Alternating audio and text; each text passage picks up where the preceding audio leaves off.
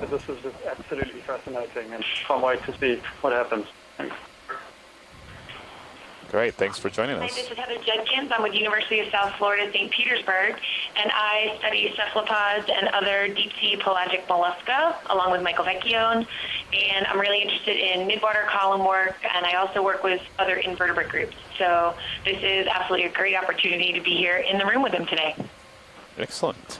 Hi, my name is Cornelia Jaspers. I come from Germany, Helmholtz Center for Ocean Research, and I'm really interested in gelatinous zooplankton and the world's oceans. I have no expertise with mid-water column research, but so far I've primarily been employing net samples and analyze them alive because I have a big heart for Pneumatophores that don't normally survive any kind of preservation, so this is a great opportunity to actually see them alive. Excellent. Hope we see a lot of those.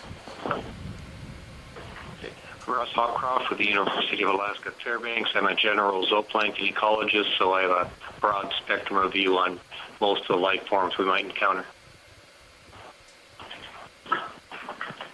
Hi, this is Colin Klosik from Stanford University. Oh, yeah, they're all connected. And my main interest is in environmental DNA and being able to detect and be able to distinguish different biodiversity out of a water sample. Hi, my name is Elizabeth Andruskevich. I'm also from Stanford University, and so I work on the same stuff as Colin, and we're mostly looking at fishes. But this is a really cool opportunity for us to see this as well.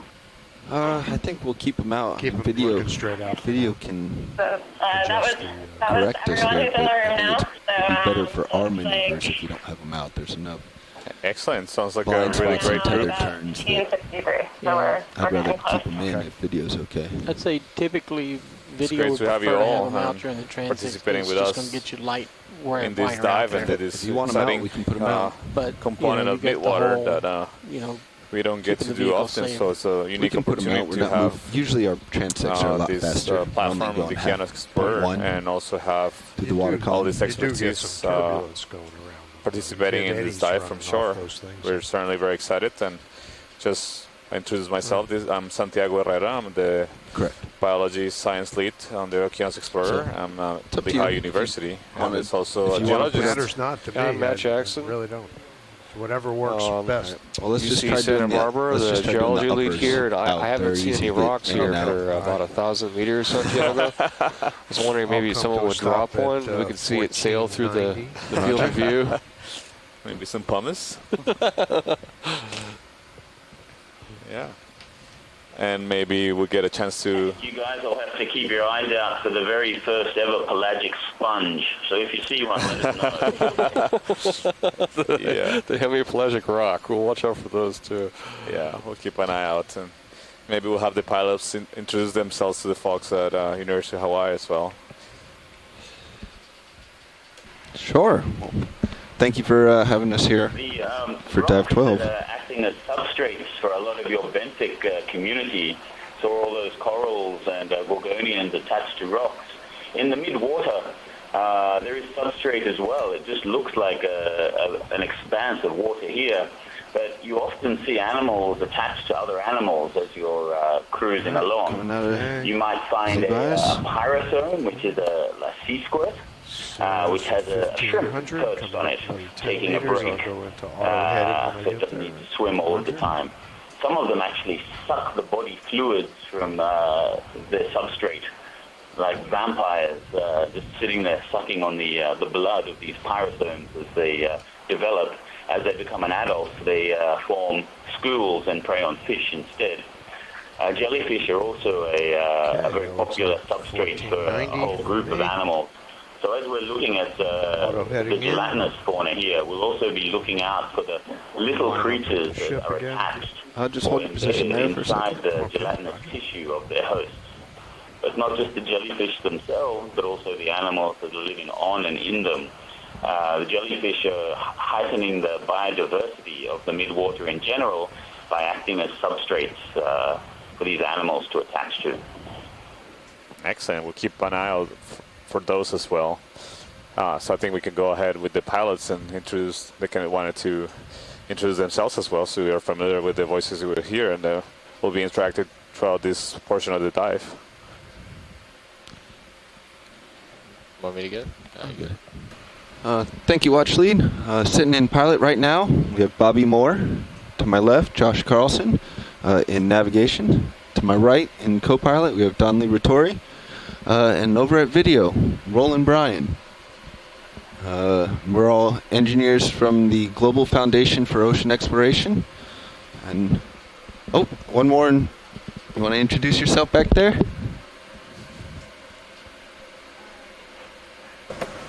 My name is Caitlin Bailey. I am a video producer with the Global Foundation for Ocean Exploration, and I'll be clipping out any critters that we find. All right, co-pilot, let's start. Excellent. So it looks like we are close to reach the target depth. Current depth is 1,507 meters. So we're approaching that original, or that first target depth of 1,500 meters.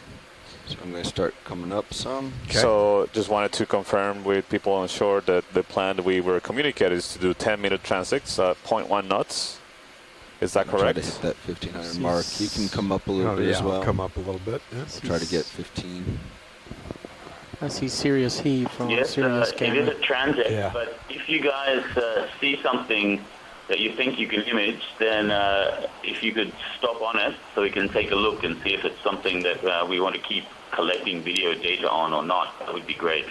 Okay, so the 0.1 knots constant speed is not a strict rule, but more of a Sirius camera set at 45. motion or movement guideline. Is that correct? You guys all set to start the... Yes, that's correct. Yeah, the faster you go, the less we will be able to use the data.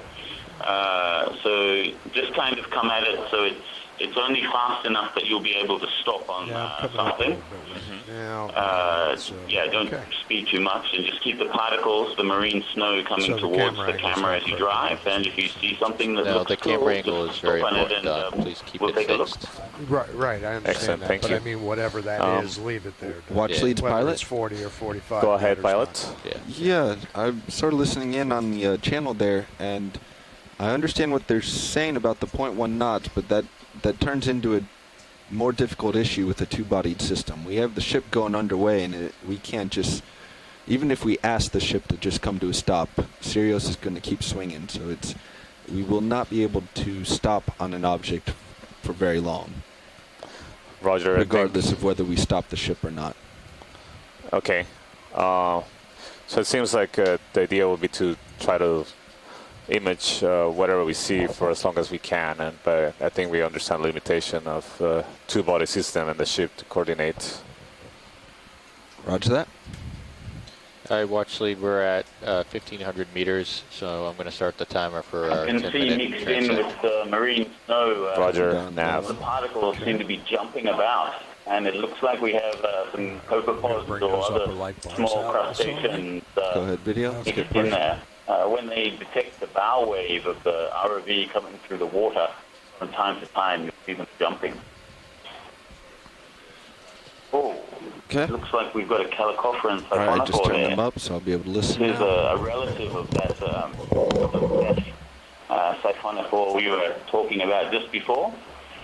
As you get shallower, a lot of them are much smaller. Oh, yeah. The Very near your Calicophorus camera. siphonophore Yeah, is Roger that. some I'm still getting calibrated here. So if we get that one, that looks nice. Sirius Heave is very disconcerting. But yeah. So I was just, for people on shore, just chatting with the pilots, and I think I'm going to let them also hear from you on what you all right, let's go ahead on this red item. think that you want to image, so they will listen to what you say, and I'll just chime in as I see appropriate to guide things as I see fit as well from here. And they'll keep an eye out for craters and more particles that we see as well. It's inside your lens. Looks like it might shrimp from the look of it. It's minimal focus mysid almost. Shrimp. You can tell the mysid shrimp from the decapod shrimp. See how thin the tail is? The carapace is very large. It has a marsupium where it holds its young. And then the tail is just really, really thin, right from the edge of the carapace. With regular decapod shrimp, the tail and the body kind of merge into each other with a nice smooth line. Part about having to go in and out of the tow body. Now you're got it in good distance, about halfway. I'm working on my vertical for you. Okay. You're going All right, out and of I need to let it go. Yep, let it go. It's just kind of hanging there in the water column. A lot of animals in the midwater do this. They just kind of sit there and wait for something to move close to them so they can prey on them. The sit and wait strategy to use as little energy as possible in an environment where there's not much food. So I guess, Bob, it's Great, actually so the best to leave first the CPHD observation at camera this still so you 1500 know meter how transect. close you are to Yeah, that's exactly vertical. what we do, Roland. Nice shrimp.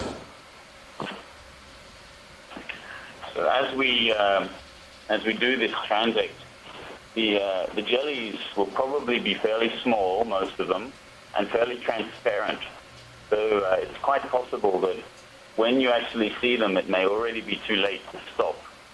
And rather than stop on something that's already been caught in the wash of the ROV, we can just keep on going until we find something that it's easier to stop on. Roger. Did you hear that, pilot? Yeah, pilot copied. Great. Something coming center white, going off left. Yeah, we'll get into the swing of it. Let's go down on this brighter one. Coming in on the right side, yep. Go ahead. Yeah, it looks like you have a side current based on what's going on here. Yeah. I think it's a dust particle. Okay.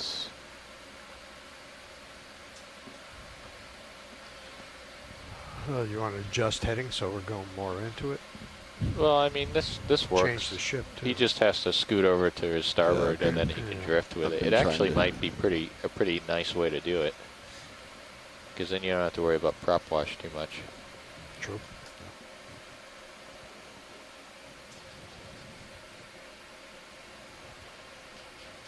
Something bottom, jelly. Yep, see it. We've just had a comment that there are pelagic sponges. These sponges are called larvae. A lot of benthic animals have larvae that spend time in the water column. Oh, here we go. We've got a hydrozoan medusa here coming up to the middle of the main camera. If we can take a closer look at that. Coming up. Sorry about that. Looks to be a halicreatid. Go ahead. Which is a group of Trachymedusa with very wide, ribbon-like canals. Get inside your lens. Minimum focus. You can tell the species often by if they have gelatinous protuberances coming out of the top of the umbrella or not. Full wide. Yeah, he's coming right at See you. if it's got a spike up on its on the top of the bell or not. Yeah, all right. Well, we Yeah, got he's one. washed. It's really hard to tell when these little guys are getting in. Something at the top of the screen. So we got about Head 5 back minutes down. left at this depth. Roger. Roger. Another Go ahead. jelly. 5 minutes left I at think this we'll depth. be able to pull that off the video later to see what it was. Oh, we may have another. Yeah, there's another one coming into view. That's the same one? Go ahead. This has got something good. He's still pretty far out there. I'm looking at It your has mid-up here. gelatinous knobs coming off the edges of the bell or not? This vehicle's so heavy on the vertical.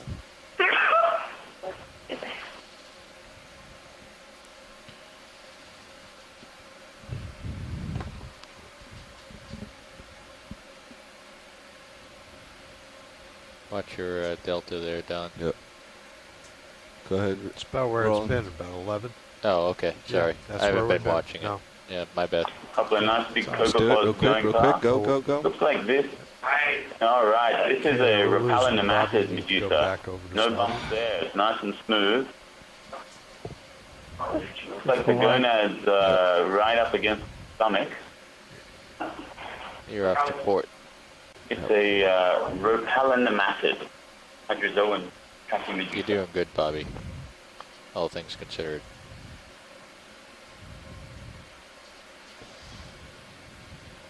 I gotta play a little catch up here. Okay.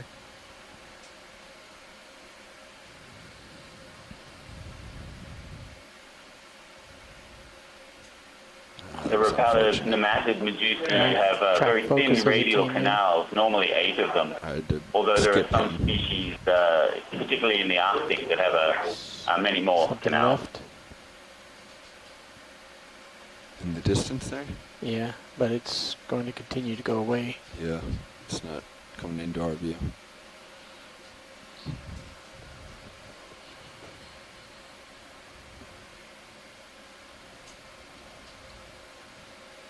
Okay, slow him down. Hopefully we'll Looks catch like it him. might be a Physonex a long way out. Got himself. I wonder if this would be better served if the ship was going towards the current. Yeah, we might need to adjust. Josh. The current's coming more from your starboard. Yeah. So you want to go more at like Jelly top. 120. Probably. Okay. That's a good place to start and checking, right? Bridge RV nav. And also a question, would we go Can towards we the current or away shift from the the current? bearing of this Towards the move current. to 120?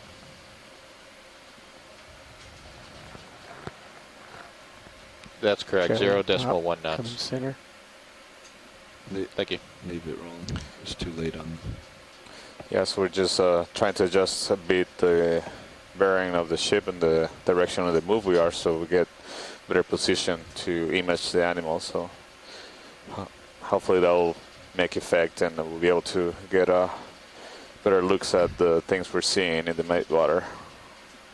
I'm going to start swinging that way. Roger too. that. Cutting across then, Bob.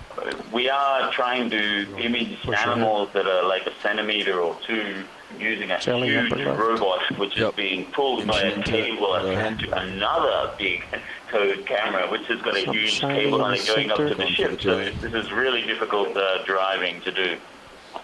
Looks like we have another Trachymedusa here. Get a bit closer and see what he is.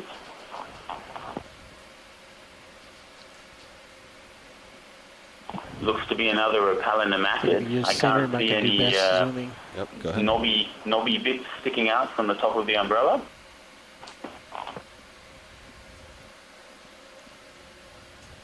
Go ahead, Bridge. Yep. Thank you, Bridge. It may be an archdema. Okay, you've Can you gone give us off any more? screen to Pretty the nice. left. Yeah, but the used to is coming closer to him. I'm pulling focus right The thing now. with these guys is when you catch them in a Just net, Okay. they autotomize their tentacles. Right out your When they're arm. escaping from Yeah. predators in the midwater, they tend That's to all I drop can their give you, tentacles to decrease drag go so they can quick swim before faster and escape. And some of the species have bioluminescent I tentacles. lose too much light And when if I they do that. drop the tentacles glow and act as a decoy for the predators Coming that are in trying on to eat Yeah. them. Time And to the let him go. jellyfish will not glow and will I swim really away tried to and stop my escape vehicle while that time tentacles while in glow wind. there, Where'd and he go off to, the fish Don? or Is the he shrimp off or the whatever board it is again? goes Yes, he after is. those glowing tentacles Yeah, instead. just need to Yep. cut across you. Yeah, just cut across. Delta's looking okay. That's great. I Stable just there. remember by hearing you talk about bioluminescence, All right, gentlemen, that's you it for expressed this depth. some interest in turning the light of the ROV at some point. So maybe we can tell us a bit more of what that might entail as we just finished the first transcript of 1,500 meters. So we'll be moving to the next at 1,200 meters. All right, next depth is 1,200. That was a Roger. really nice shot just before. So we're must going to say. go ahead and what do you want to do? Let's get the swing arms in. And we'll- Yeah, I agree. It's a Well- really great images we can get with this ROV system. What do you Also think, have a Josh? really We just come skilled up like this? group of video engineers I mean, that it all depends on how are comfortable. really good at I mean, you managing just the have to cameras and watch I think it. we making should. good You videos can leave out the of swing the arms where they are. observations. Let's just come up where we are. Roger that. And we'll just take it slow and speed up as we feel comfortable. Sounds good. I mean, it's So 300 meters, again, I wanted so to ask you. it's 8 minutes I remember of keeping you. an eye on it. There was an expression of interest of All right. having ready to start coming up? the lights let's of the start you RV off turn at off. I 15, don't know if you want to see? speak Yeah, to let's that, or start is something 15 that we and shouldn't as we get really comfortable, be really speed up. thinking about for these There these we go. transects.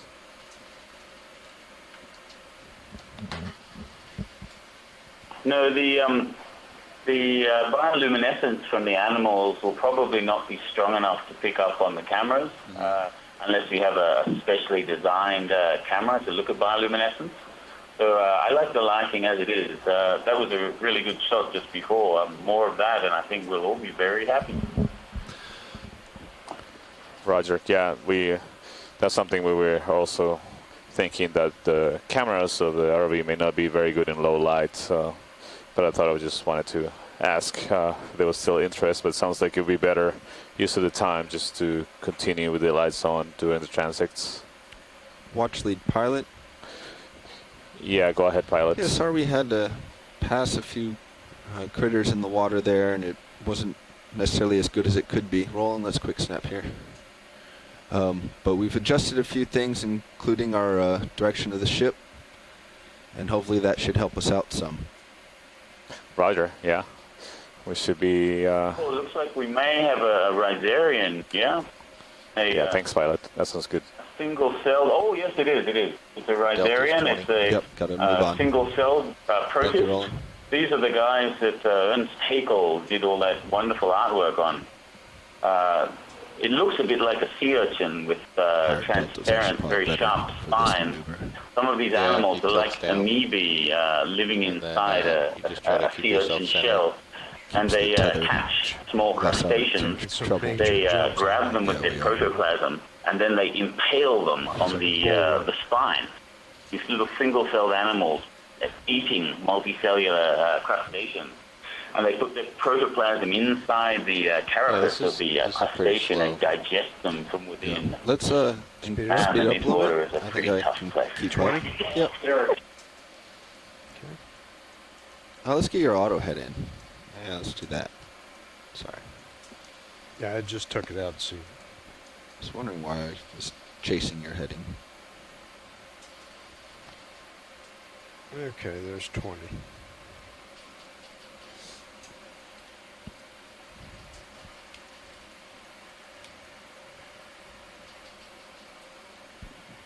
So, Bobby, what do you have on the graph in the center of your pilot computer screen? Those are the two temp probes. High temperature probes.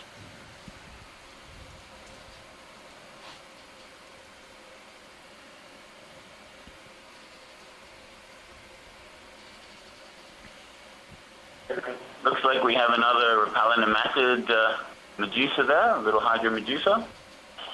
There's probably a lot of animals here that we're not seeing because as we're on our way to the next transect,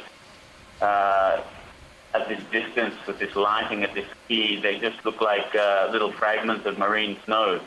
And during regular seafloor surveys, when we head to the seafloor at speed, we're actually moving past a huge menagerie of different organisms living in this absolutely huge volume of water, which is the largest biome on Earth, as Mike was saying just before.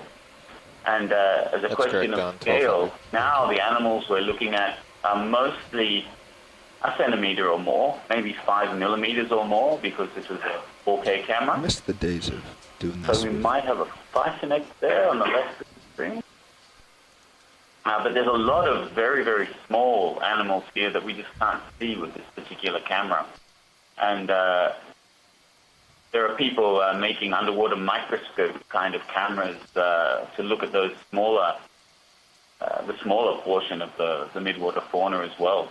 So you can have animals that are 40 meters in length, and then you can have little single-celled animals as well, all living in this three-dimensional watery space.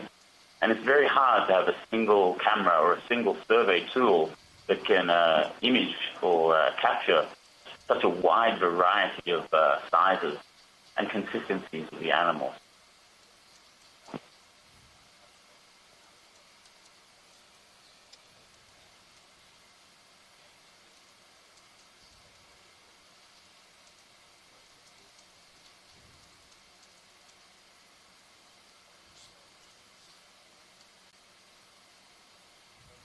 the water that we are passing through now is very oligotrophic, which means that there's not much food.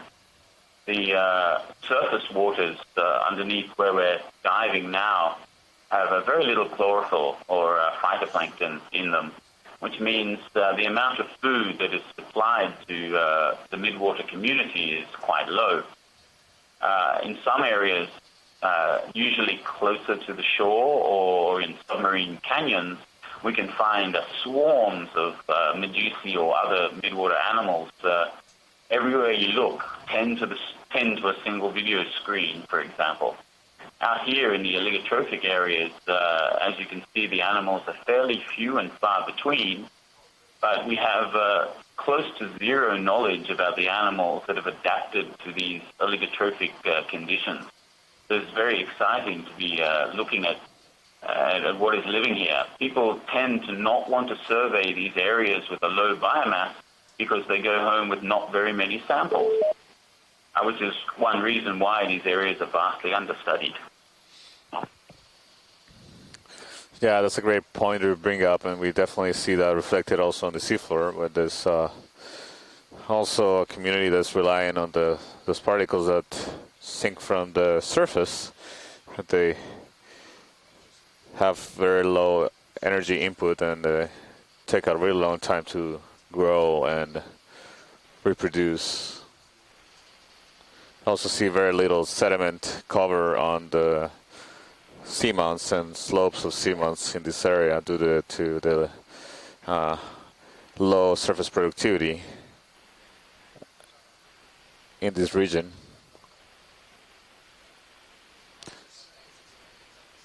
Looks like an atoll there with a dark stomach.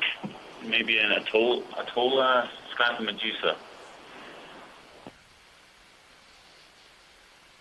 These guys, their stomachs are darkly pigmented because they eat bioluminescent prey. And if you eat something that glows, you're likely to be lit up from inside like a light bulb, and a passing fish or shrimp will prey on you. So these jellyfish have evolved pigmented stomachs so that the light from their prey does not leak out and give them away and make them the prey of a hungry predator. The pigments that are inside the stomachs of some of these jellyfish actually turn poisonous upon exposure to daylight. So if you catch one of these animals and you bring it up into regular light on board the ship, they can often self-digest before your eyes. It's very hard to capture these animals and fix them in perfect condition, because if you observe them for too long and that pigment turns to poison and kills them, your sample is not in very good shape.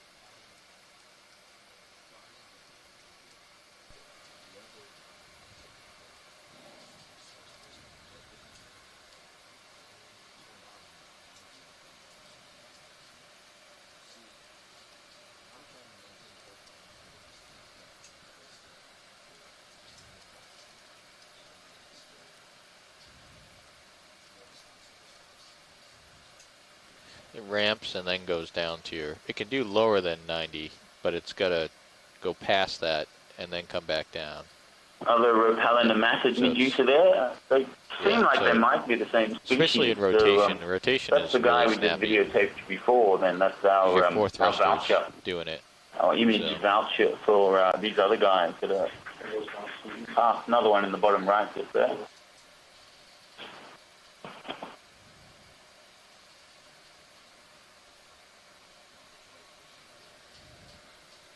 Yeah, so what you find just piloting in general is, like, when we're trying to keep a zoom, you just sort of let the vehicle, if you're moving, you just let the vehicle keep moving.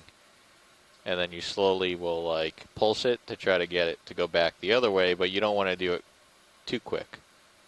You know, you can see it, I mean, you see it all the time. You see, like, us, you know, the pilot-induced oscillations.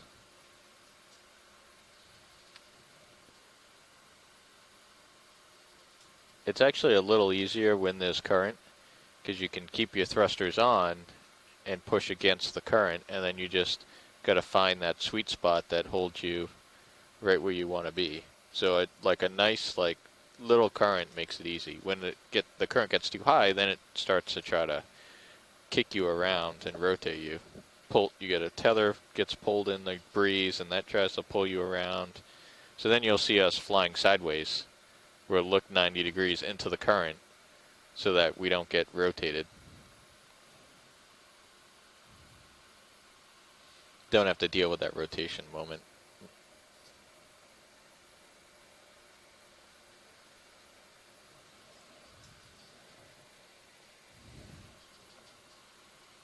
So we're at a depth of 1,258 meters. So we are approaching the next target depth for the second transect, the second Midwater transect, here on top of Malulu Seamount in American Samoa.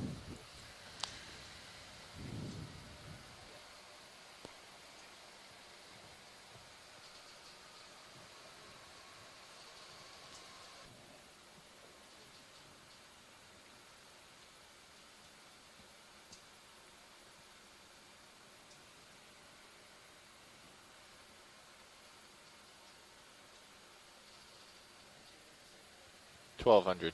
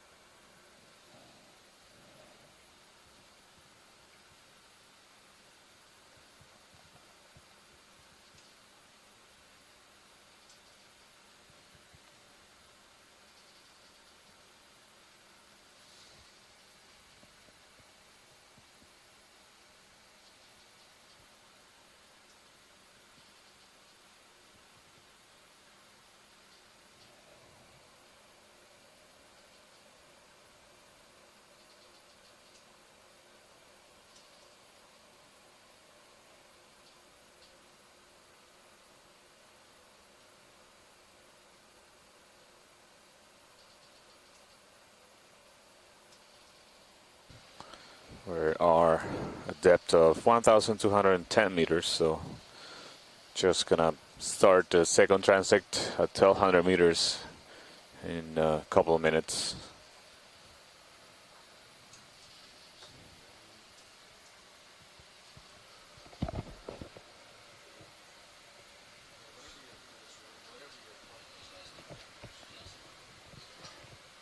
So the ship's bearing is 120. Yep.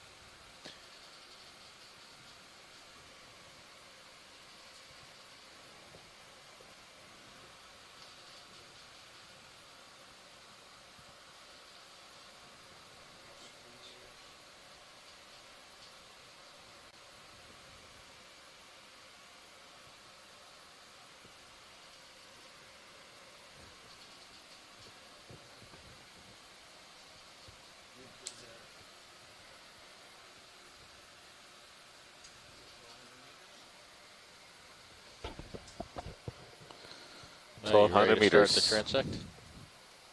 All right. We'll call it started at 03. Roger that. Here we go. All right, watch lead. We're starting the transect at 1,200 meters. Roger, starting transect. Pneumatophore right.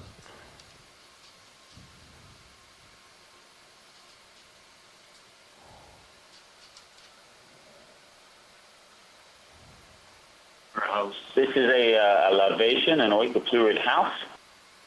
I think I'll switch over to Russ Hopcroft because he is joining the lavation, about to come online. Yep. Full wide.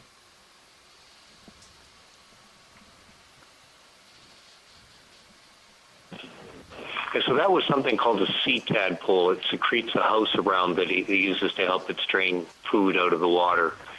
It's very fragile, and the house was basically collapsed by a small pressure wave that hit it from the ROV.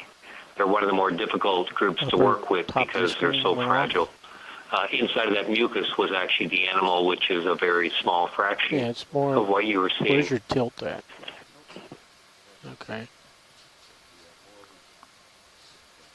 Some of those lavations can grow fairly large, can't they, Russ? What's the maximum size of a lavation house? That's too close. The largest ones off of Monterey Bay have an outer structure that's about 1 meter across, and they will have a core structure that's about the size of a grapefruit.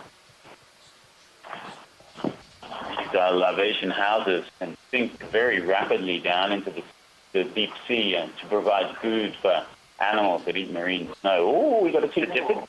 The dipid, yes. They're excited about this. No, it's a worm. No, it's way out there.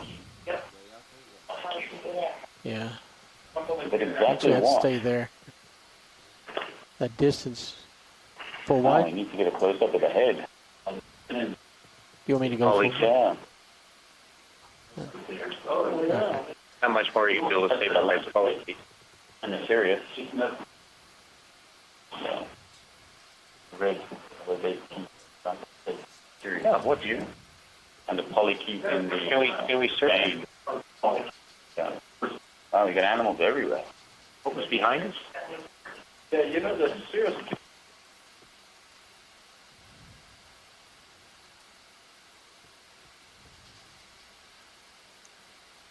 Go for something else.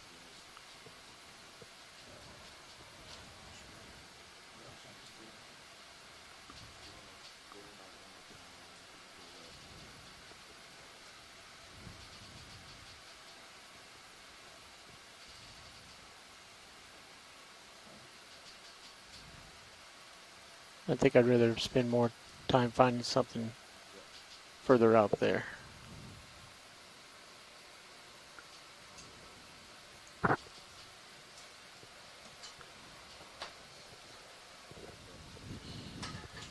Check your camera angle. Yeah, I've lost light level.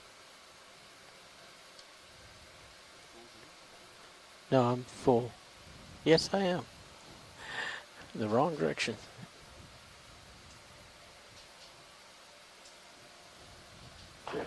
That long, elongated There's something animal swimming. or an arrow worm. They're really not closely related to any other multicellular organism. Genetically, people have been trying to work out what they're most closely related to and come up with a blank for a long time. Okay. Anything else you like to here? They're Oikoflora. Housing. Oh. Under lavation. Yeah, I think so. No. Oh, wow. No, it's just belly.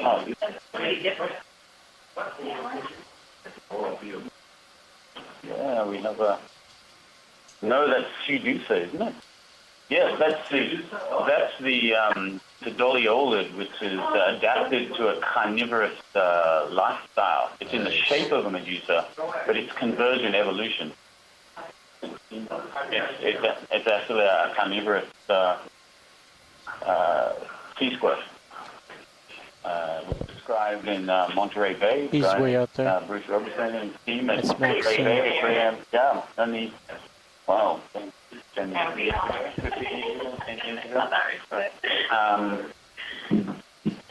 Sudusa Yeah, there's only one species currently known. This is great video, man. Still way out there. But does it have the band for the Leo? It's fairly large. It's getting closer faster now. Wow. Wow, this is amazing. See if we can get a shot from the side as well. Yeah, you can see inside the You're wondering if the you gut. can get a side That shot, orange but that might be spot tough. there It's is right in your gut. And right in the middle of your because sweet this is spot. a relative Stay of with an this. amphibian, although it doesn't have a spinal cord, you can see the notochord there, that white line that's sitting along the middle of the animal. So this would be like the backbone of these. This gelatinous animal is actually closer to us and to fishes than it is to a jellyfish, even though it looks like a jellyfish here. It really does look like a jellyfish. Look at that swim. Good. Swimming. Yep.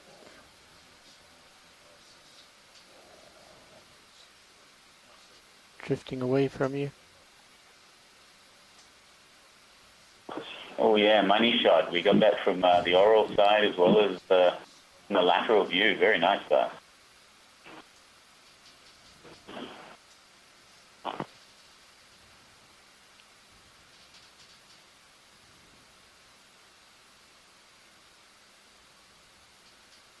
Okay. Really nice, Bobby.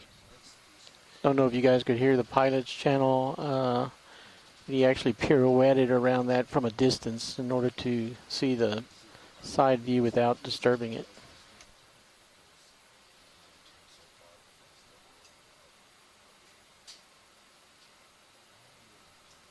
Yes.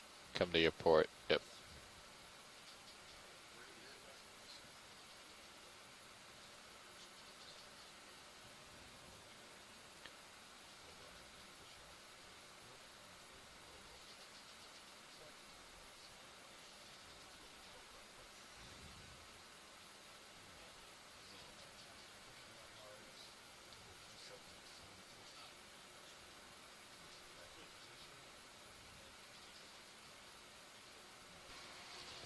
Does it feel like the current's in a different direction now?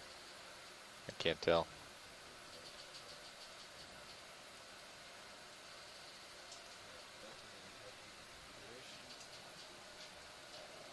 So we got about 2 minutes here. About 2 minutes left at this depth. Watch lead. Roger, 2 minutes left on this transit.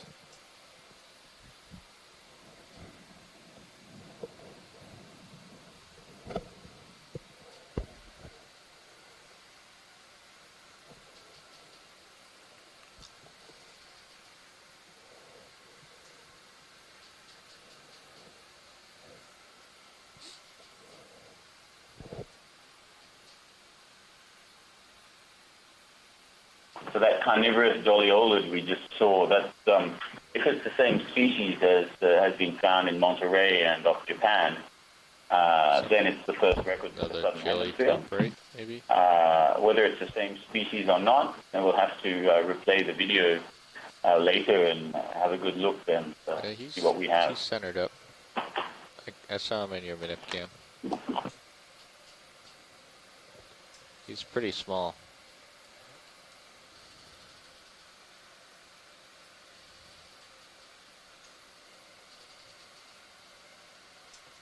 Little copepod-like thing. Now he's getting close to you. Yeah. Yeah. Those are really hard to image. They just shoot off on you.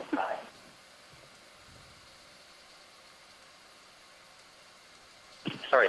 So that was a copepod, which is a small shrimp that dominates the ocean's food web. And the white thing that appeared to be latched onto the antennae was quite likely a parasite. The star thing Other little that's top left that micropredator went by. that was trying to attach to it. It's actually I think fairly it might be common gone. to find in some copepods, but usually is ripped off when we collect them with plankton nets, so we can't put that association together. Yeah, it looks like the current's coming from your port now. these Just studies looking at your with tether. ROVs, Yeah. in situ studies, are often the only way we can tell which organisms associate with other organisms. On the savanna of Africa, you can just take a look and see birds resting on the back of That's it animals for this and step. how the animals are distributed. You don't find the crocodile out on the grassland in a river. Here in the midwater, the normal way it's surveyed is nets, where everything gets mixed in together. Yeah. It is jellyfish. That's there. And a jelly in the middle there. Let's go find that. Yeah. Go look. Dead center. A Physonex again, perhaps?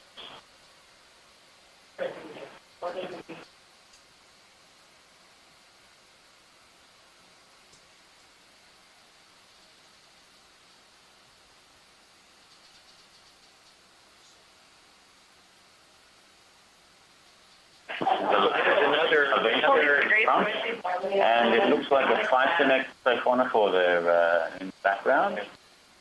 We just went So by we've- another one of those We've done our 10 minutes at this step. carnivorous So tickets. it's up. That's up to science. Yeah. Yeah. But yeah, I mean it's up to science.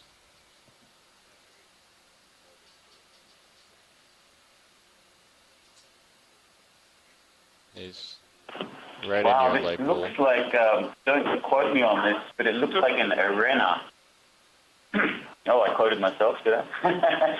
It's definitely a Physonex Siphonophore. It looks like it may be the genus Arena, which have very, very strong nematocyst batteries, and they feed on fish, predator of fish. They can swim very fast. You can see these are the swimming bells here, pulsing away, swimming. Wow. Moving in concerted motion. Up on the very top, you can see a very white refractile structure, which is the float, or the pneumatophore. And as we come down the animal through that stem, this whitish stem here, we can start to see the cyphosome, which has, oh wow, look at the gonads there, look at all those airheads. And the bracts, which are protecting the animal from things that want to get in there and eat its internal, well, not internal organs, internal fluids. They will have these white refractile spots on them. These are also nematocyst batteries, ready to sting at any predator that wants to take a bite. And look at all those tentilla on the tentacles. Each of those white blobs is a battery of stinging cells. And you imagine being a planktonic organism or a fish, or they eat fish, Let's go swimming tight into to the that, gray you have and the very gut. little chance to escape. I wonder if it could have caught something there. That mass of tentacles there looks like it may have actually preyed on something. This is incredible.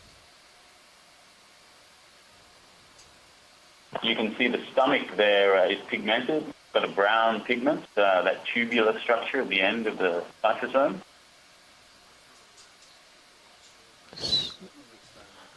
Let's try to get a It full looks like screen it of might it. have parasitoids living inside there near the gonadal tissue as well. Beautiful animal, very nice shot. Can you tilt down? Take it off screen. There Probably we go. scale-wise, we're looking at something that's, what would you say, 20, 25 centimeters perhaps? Probably Pan it off pilot the of the screen. ROV would have a better idea of size by now trying to drive around it. What Lasers kind on? of size do you think we're looking at here? So we're just gonna turn the lasers They're on on. here. So hopefully, maybe able to see them. You see that one laser, two laser. There it is. So it's about 40 centimeters the top part. So total length is over a meter or so, maybe less than a meter.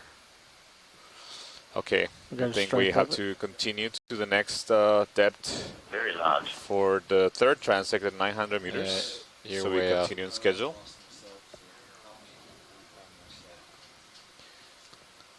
That's really Yeah, you can just head up in amazing that observation direction we if did you here want. at Just 1,200 meters.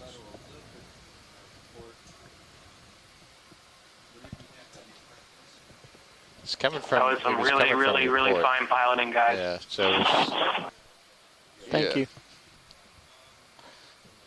Agreed. It's You're great images we captured of way that out there. Pneumatophore. Yeah. You get a lateral. Yeah. Yeah. Shoreside gave you guys big props on piloting that.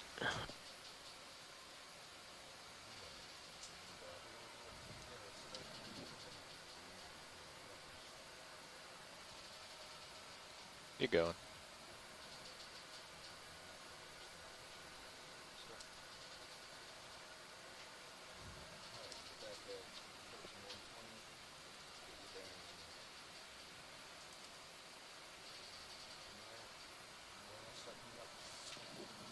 Right. Next depth is 900.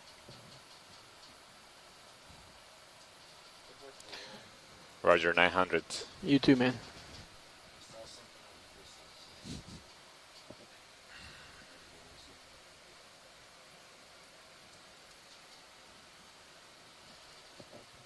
I just like that the shoreside scientists gave us that little bit of leeway to go for subjects. Okay, video swapping out.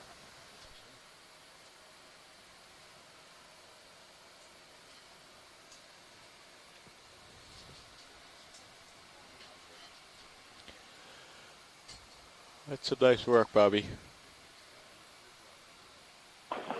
Could you turn the lasers off? Oh, no, you read my mind. Thank you.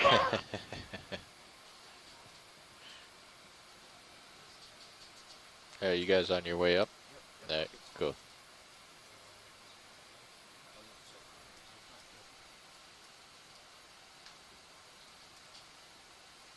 You beat my Pneumatophore, Bobby.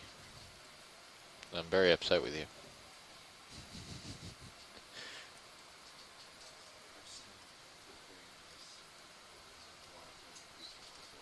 I even let you go 5 minutes past. You know?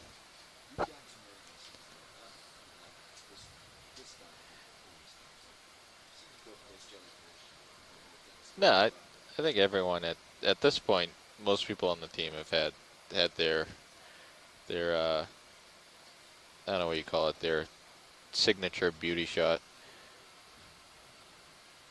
Jeff had a couple Dumbo.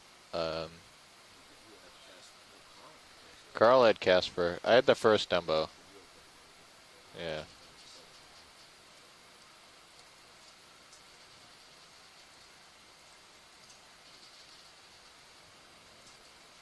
That was a long time ago. I peaked early.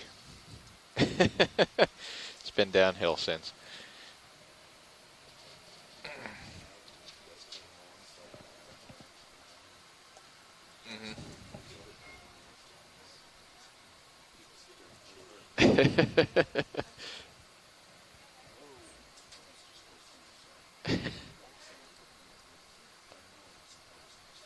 Yeah, we need to be attacked by a squid again. I would. Yeah, you did get the squid, the meter and a half long squid. Yeah. What was that thing called? Yeah. What was it called, Bobby? Do you remember?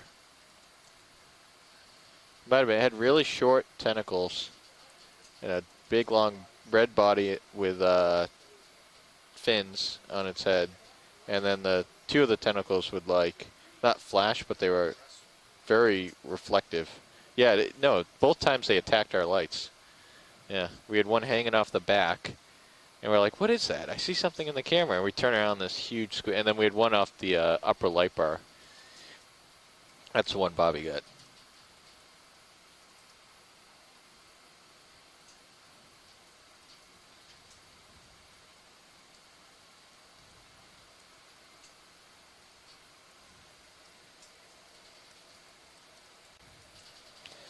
All right, let's do some math.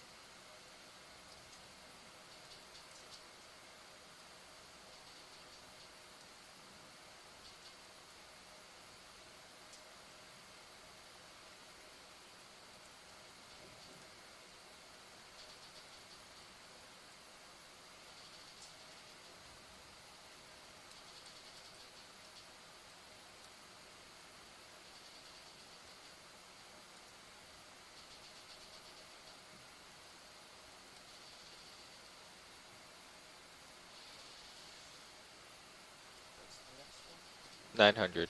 900.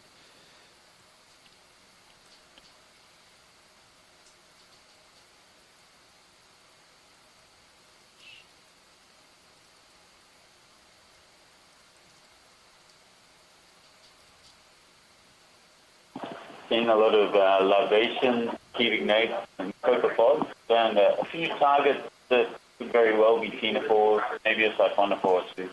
Cubic nates, the arrowworm there.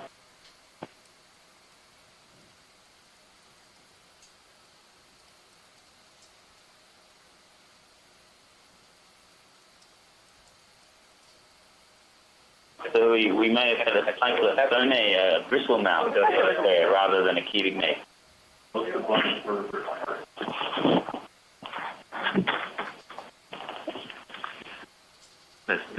The little fish that swim off to the like that. may have been a fish, and it may have been a fish called cyclostone, which the most abundant. Even though you don't see very many of them, they're spread out, or they seem to be spread out when you're looking at these videos.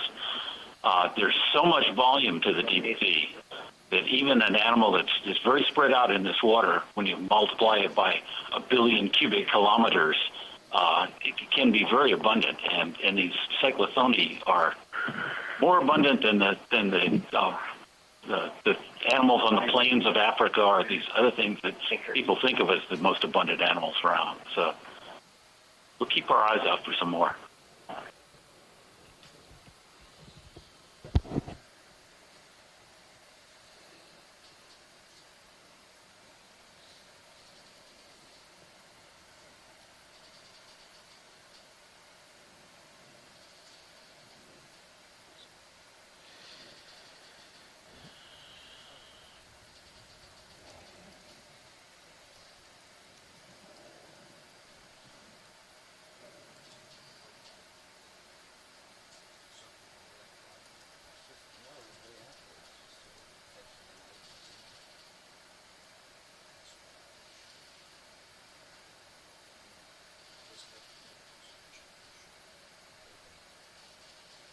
All right, so we got about, I just did the time budget. We have 1, 2, 3, we have 5 more transects. It's 50 minutes. It's about 21 minutes, or about Medusa 33 there. minutes To be a of repellent transit nematoid. time to 50 meters. So that's including the 25 meters a minute and then the 30 That looks like it might be meters a minute for the last Cereboma, a part. sawtooth eel, perhaps. So that's in the about distance, an hour and 23 and minutes possibly a Physonex in the of foreground. time to achieve all the transects and get to the surface. And we have like about an hour 45 from where we are right now. So we have like 15 minutes to get set up and break down between each of the next 5 transects. So I think we're in a good spot.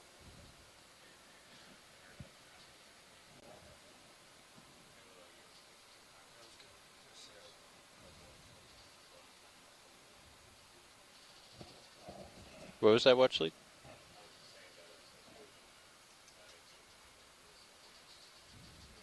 Yeah.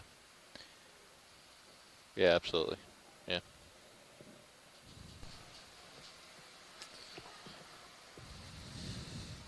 Right now we're at depth of 966 meters, so we're approaching the next target depth for the 900 meter transect.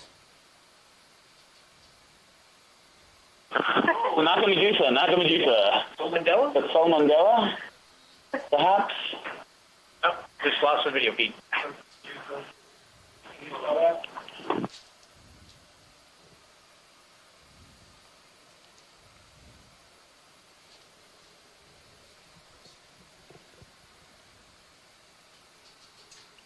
And then we have dinner relief, right? At 5? I think so. Yeah.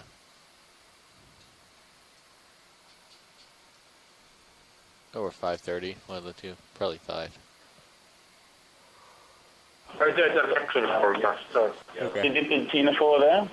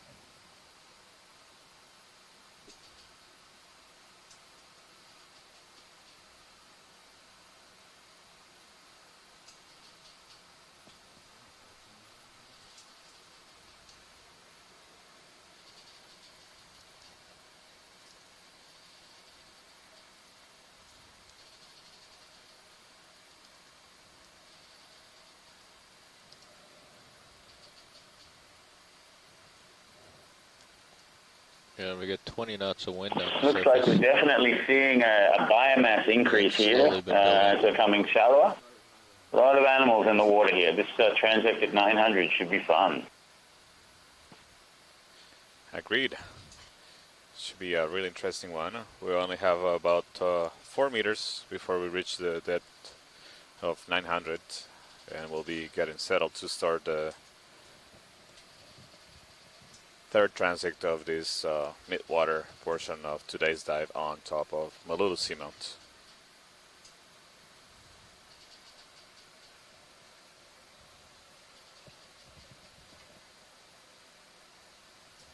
All right.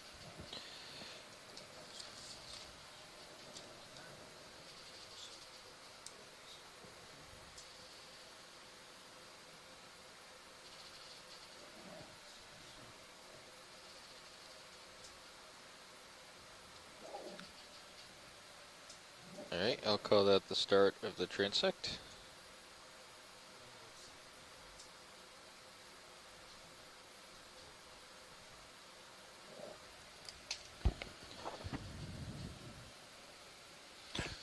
So we're just beginning transect 3 at 900 meters.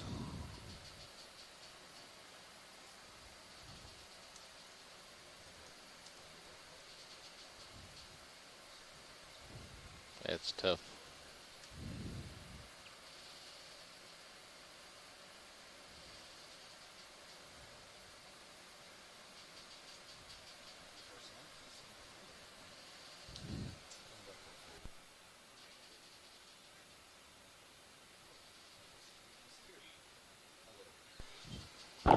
He's gone.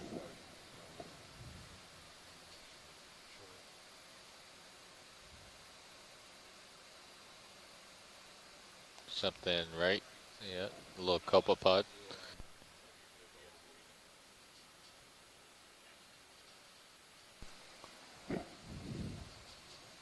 So this fish is a large species of cyclothone. The common name for that is bristlemouth. And this is what Mike was talking about earlier, is the most abundant vertebrate on the planet. There are a number of different species, and the different species have characteristics that vary with depth. And so the ones that are found at the shallowest depths tend to be really small and transparent. That's because there's still some light there. It helps them hide. And as you get deeper and deeper in the water column, they tend to get larger and darker, which allows them to hide in the darkness of the deep sea. It is a big copepod. He's gone. I think it was a copepod. They don't like to sit still when big bright things come by. Might have been a fish, I don't know, but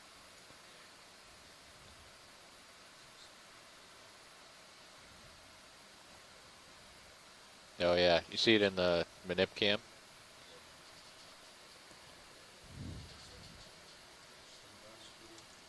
Oh, it's a big.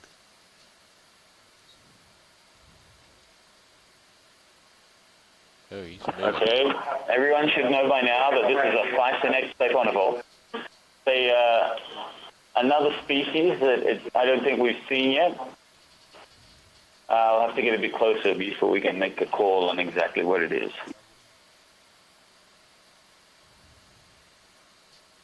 You got plenty of leash.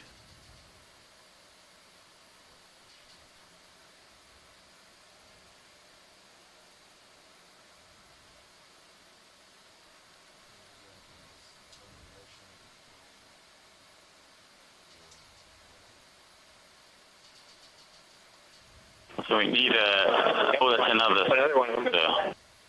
So we need to look at the nectaphores, the swimming bell, see whether the nectar sac inside is T-shaped. Looks like it is. Okay, so it's an Agalmatidae sensulato.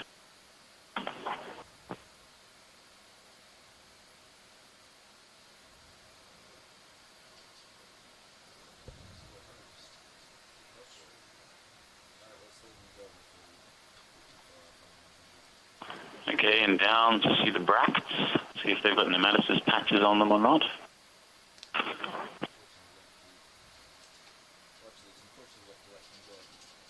Roger. Thank you, pilot. I think that it got out of the reach of the ROV right now, so we'll continue.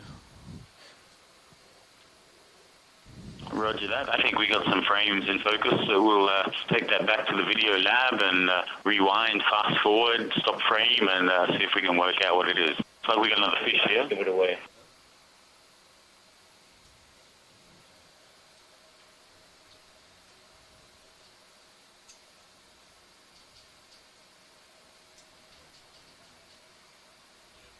Mucus.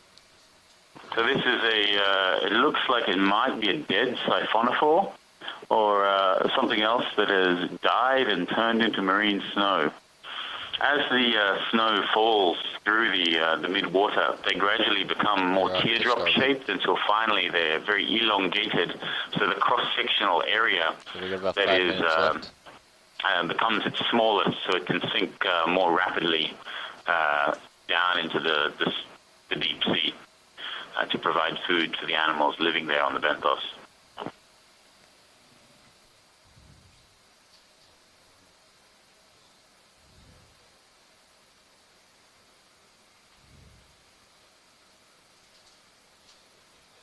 Some estimates have put the amount of carbon transferred by these large particulates, for example, marine snow or dead jellyfish or whatever, as being equal to the amount that is falling down as particulates that are able to be caught in sediment traps.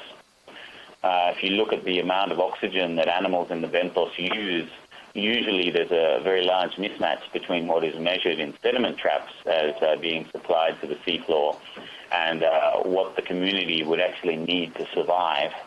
And word on the street is it's these large particulates which are rapidly sinking, but which are not caught in sediment traps, which are providing this extra carbon.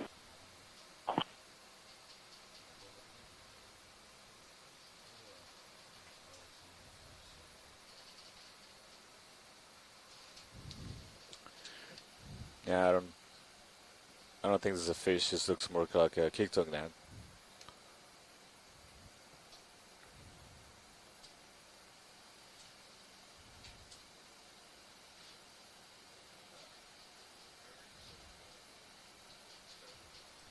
An arrow worm or Kiktognat, the gonads seem to be developed, so it's in reproductive stage.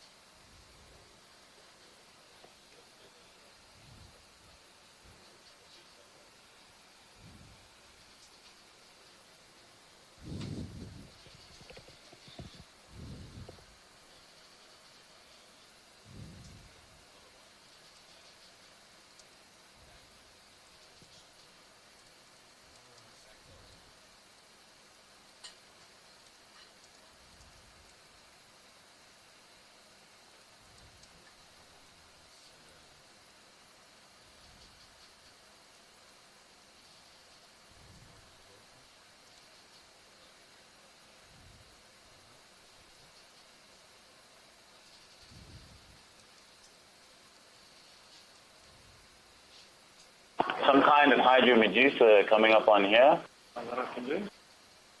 Looks like it may be a halicreatid. Yes, it is. A halicreatid. You can see the ribbon-like radial canals with enlarged gonadal portion there, like discs up towards the stomach. I can't see any knobbly bits on it, so it's probably a haliscera. The tentacles of these halicreatids are stiff and thick on the distal portion, the end furthest away from the bell. You'll see they're slightly whiter and they look thicker than they are closer to the bell. 1 minute remaining. These also autotomize or throw away their tentacles when they escape. Roger, 1 minute remaining in the transect.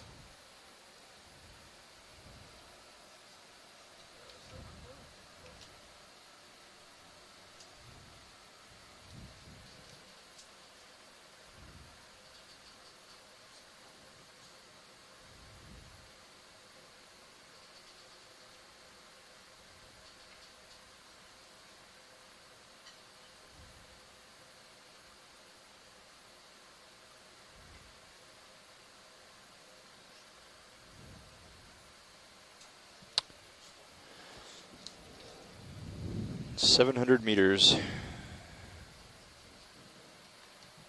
Yes. Seems to be something on the top right corner, just passing. Roger. Okay, let's start coming up to 700 meters when you guys are ready.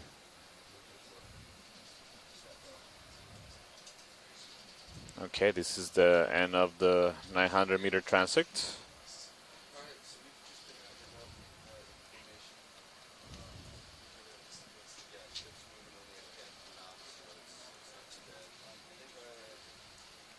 Watch. So we're just having a pilot change here. Pretty big heave. Okay. Right now, just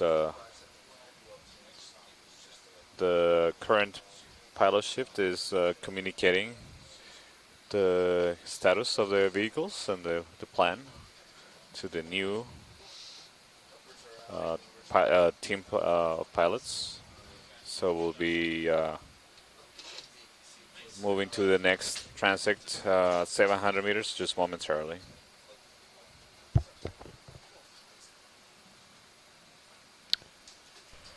Roger that. All right, pilots. Got a code before We there. are at 900 meters. We need to get up to 700 meters for the next transect. They've been able to reach 25 meters per minute in formation.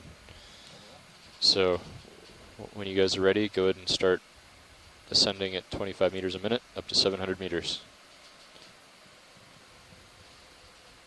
I got you at 45 in my rotator. Sorry, did you ask a question? I'm not sure I'm coming up to. Received that. I'm coming up at like 13. It's okay, it's moved out of frame. I think we were just wondering if it was a copepod or it looked like it might be a juvenile Pneumatophore from the way it was swimming. It's kind of a ship's just a only little moving hard at to tell. 0.1 knots, so okay, not too much forward way. So we are ascending to the next target depth of 700 meters for the fourth transect, Midwater transect. Next stop is 700 meters? Malulu 700 Seamount. meters.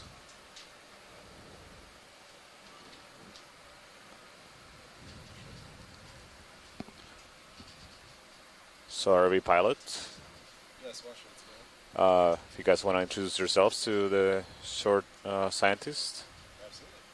Sitting pilot right now is Sean Kennison from Pneumatophore. To my right is Levi Hema. Sitting co-pilot. To my left is Dan Roberts. Locked in at 25. Looks like a suggested shrink. These guys can form huge schools down in the midwater, migrating up to the surface at nighttime to feed. There's actually a fishery for them in Japan. They're quite popular as food, although we don't eat them in the West.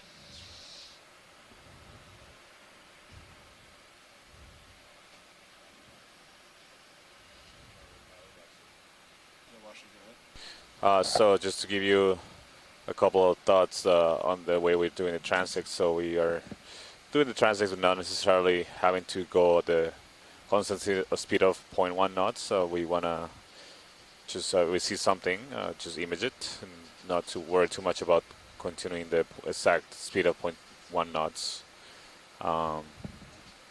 So we will also be relying on the scientists from shore to be looking out and telling us of things that may be of interest. So if you can keep an ear out to the input from the shore, I think that's the way we've been operating. It's been working well.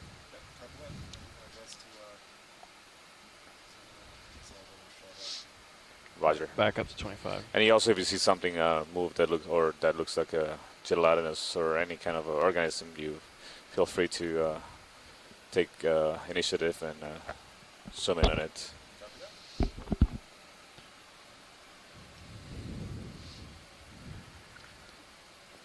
Looks good, Sean.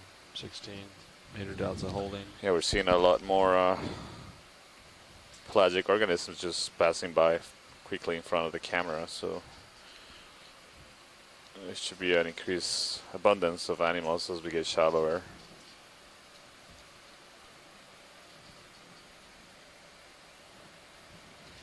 Current depth is 828 meters. The target depth for the next transect is 700 meters. Might be catching up to me.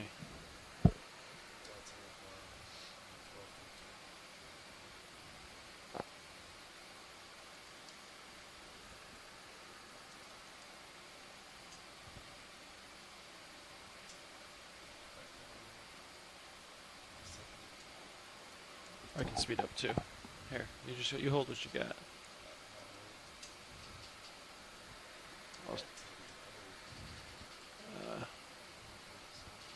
You can hold what you got.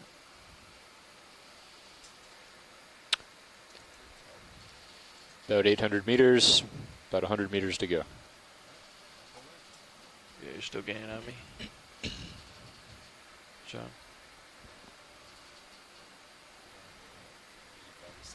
Copy.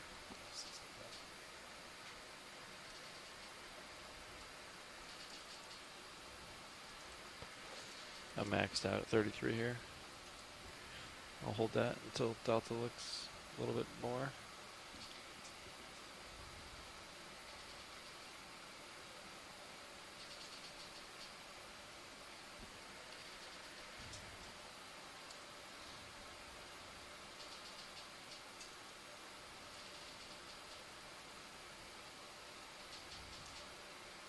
Okay.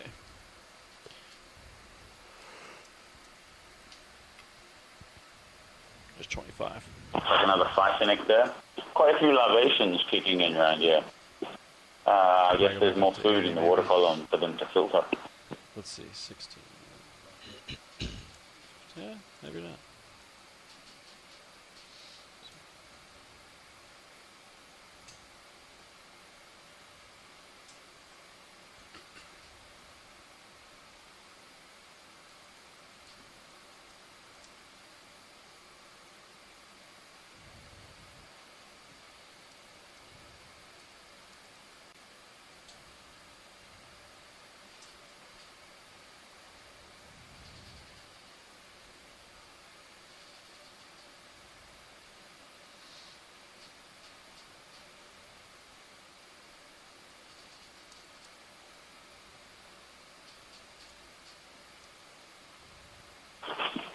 Could you perhaps change the screen with the ROV readouts there on the top right panel to the echogram again just for a while so we can see what's happened to the scattering layer?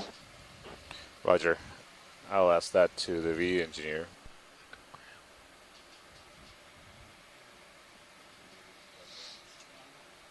I assume it was the sonar, yeah.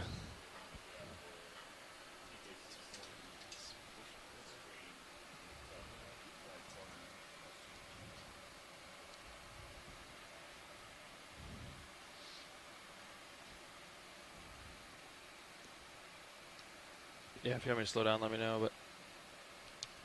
Okay. So, yeah, just to be clear, the D2 will be at 700 meters, and you'll be... I'll be 15 or 12 yeah. meters above that. Or I would, yeah, keep your camera at 45 and... Yeah, I'm at 45. You know, yeah, 15 meters is fine.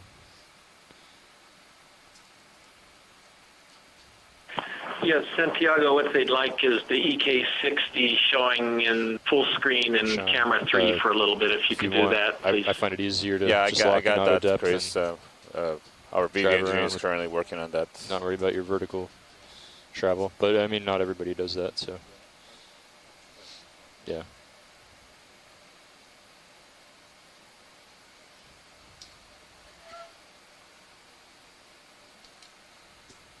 Sirius passing 700.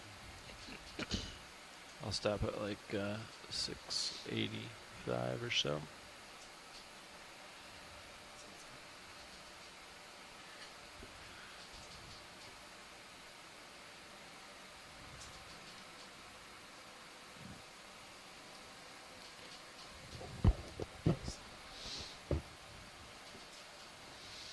All right, slow down. So video we want the one on the screen 3 is the EK60. That's the ROV CTD.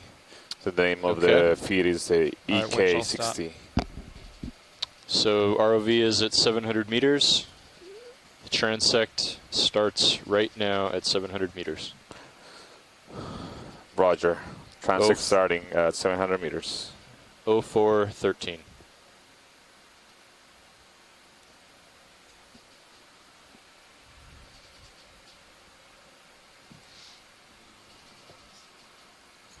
Larvation house there in the center. Might be a cyclotherme.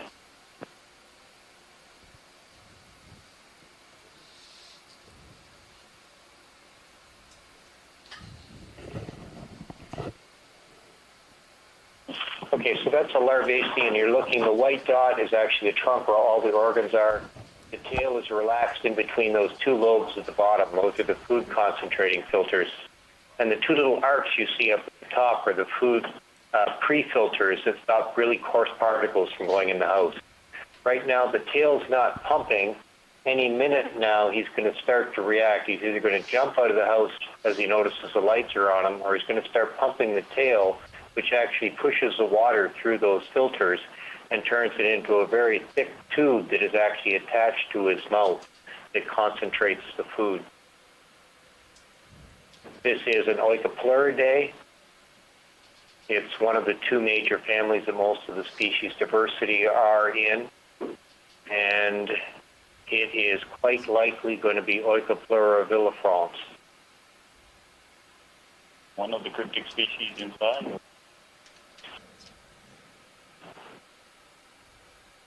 And it's gone. Nice So shot. just so you know, co-pilot, current ship bearing is 120. Ship. Something right on the right of the okay. screen. So let's not get too far off, and yeah, watch your tether there.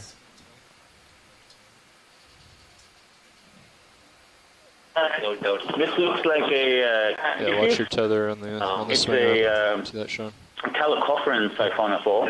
It's like that 40-meter long guy, except come back, this turn suborder back to port. doesn't have a float. It only has swimming bells and a tail.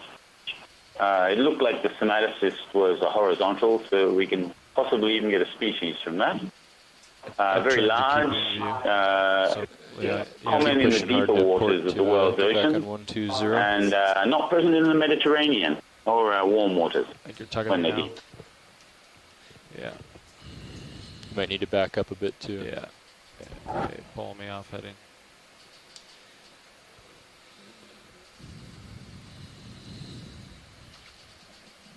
Yeah, back up too, Sean. Okay.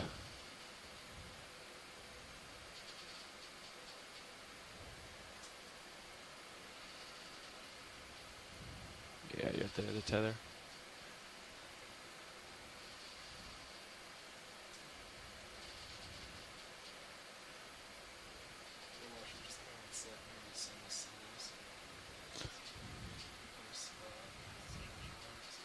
Roger. We'll get vehicle's position.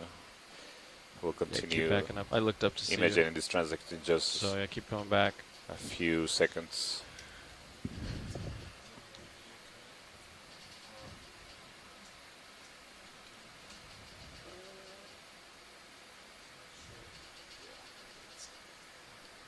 Okay, yeah.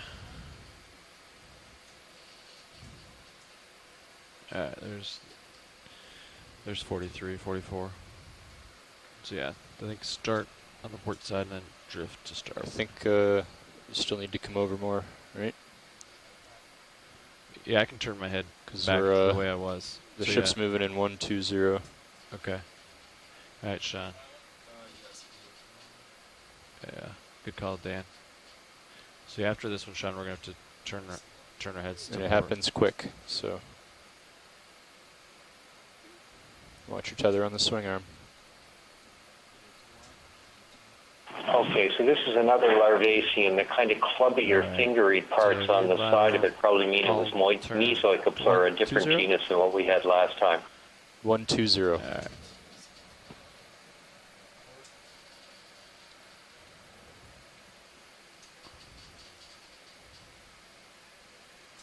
Thanks, Dan. Yep. Thanks for that EKE sonar image. We can see that That's why 600 a meters good is strategy still is good for the next keep transect. 0 on 120. Keep serious on screens we had 120, on there and then before. Sean, you can kind So, of stretch out sorry, ahead. just to confirm, and then do once you you want to find continue something, with you the can current drift backward depths and of just transects, or you want follow to it modify backward. any? And then once you get under the Sierras, That you is can correct. shoot back We out, want to find something continue else, with the and drift current backward depth. with it. Roger. And yeah, if you change Do you your want camera at all, to switch Levi, the view to just let the him know quad so that he view, knows or what do you want to angles continue he's at. seeing the EK60 data? I was just, if Levi changes the camera angle and Sirius will let you know, because that's your, Roger, thank you. yeah, your point for determining where you are. Yeah, I think Josh mentioned that there might be a slight. You should be able to see the port to quad view starboard now again. current. So, kind of start in the port and then float to starboard with it. And as you can see it, you can get off center real quick when you're drifting.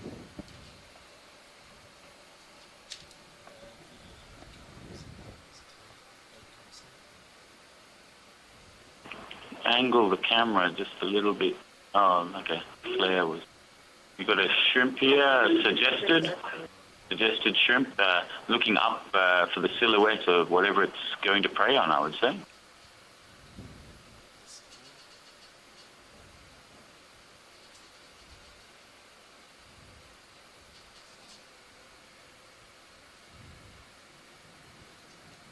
This looks like a discarded larvation house, one of the really large ones. Just the outer filter maybe has collapsed in on itself and is sinking down into the deep sea. It's very hard to tell the origin of these particles without actually catching them and doing a biochemical and microscopic analysis. And even then, it's very hard. A lot of this marine snow, we really don't know where it comes from.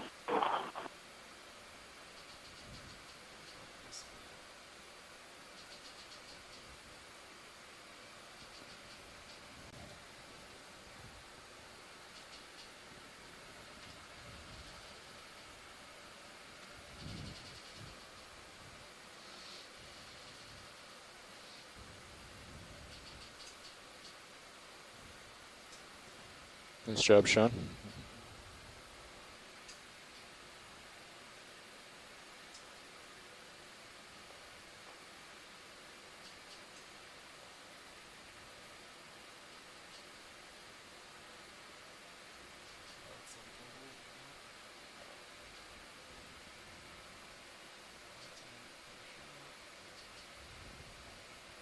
Nice. Yeah, you got it. How much left do you have in this transect, Dan? Couple minutes still. Okay. 10 minutes, yeah. So we still have 2 more minutes. What's the next stop? 600 meters.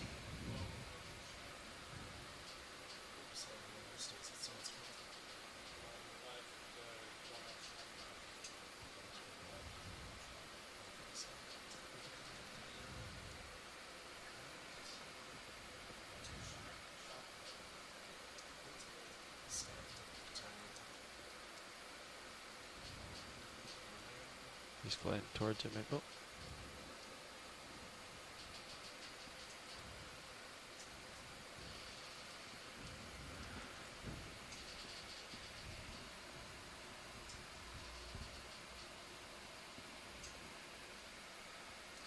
Okay, you might have a little tether tug there potentially.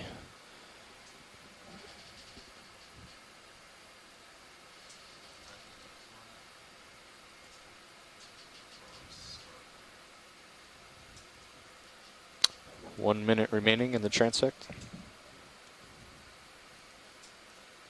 1 minute remaining of this transect, Roger. There's quite a lot of larvations around and discarded houses, empty houses. Oh, low bait.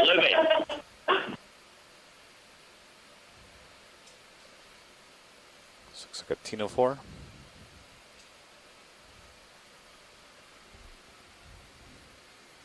Those are cool looking, aren't they?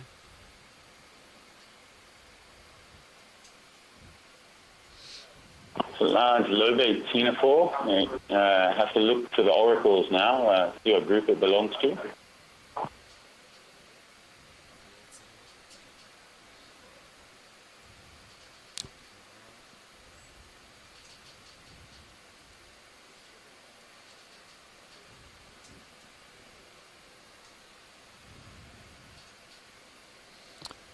All right, transect complete. Let's come up to Roger. 600 meters. End of transect. Looked like it might have been one of those guys without the oracles again.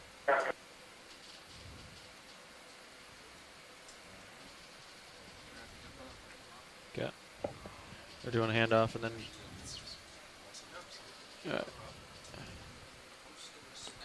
End of transect. We'll continue moving up to the next transect at 600 meters. 13, 15. Roger that. 20. Delta 15. Increasing to 25.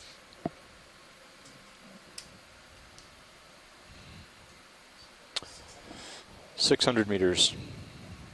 26, 27. 26.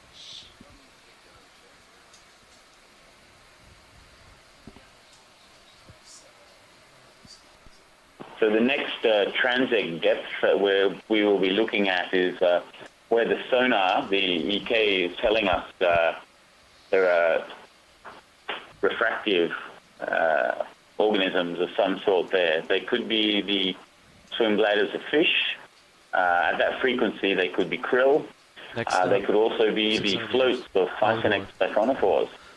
So if we go into that layer, we may see what it is that's causing this false bottom in the sonar trace. So that's what we're hoping to see at the 600-meter transect.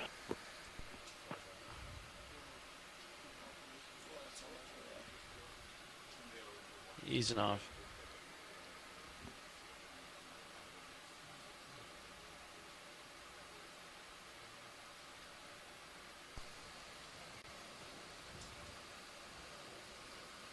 So I've switched the quad split bottom back to the the ROV CTD.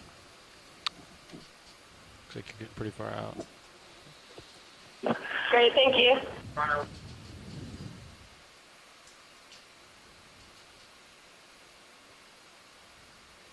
So remember the ship's moving 120.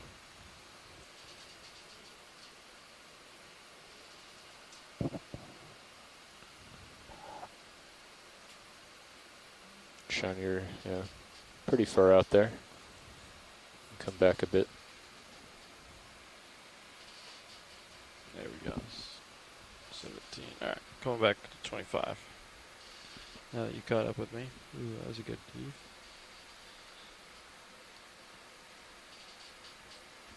Another good one. See, I think, you're stretched out a little bit and maybe pulling on Sirius there.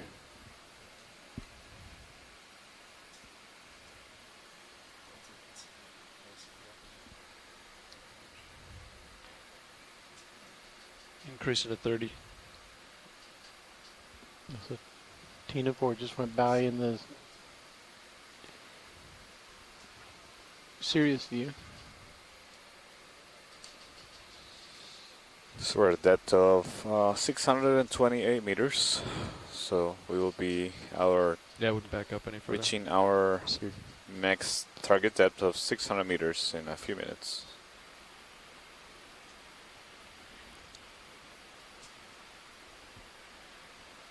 So as you back up, probably want to come down a little bit, right? Or just slow down a little bit. Yeah, there you go.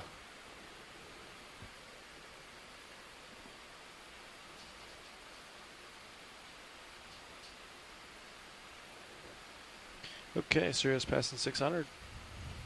So it's all stop in 12 meters.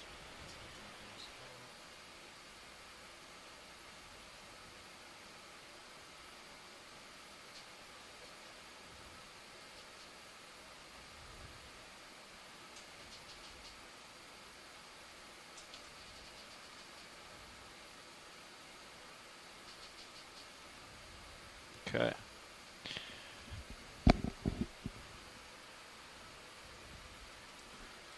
.586, I'll winch, I'll stop.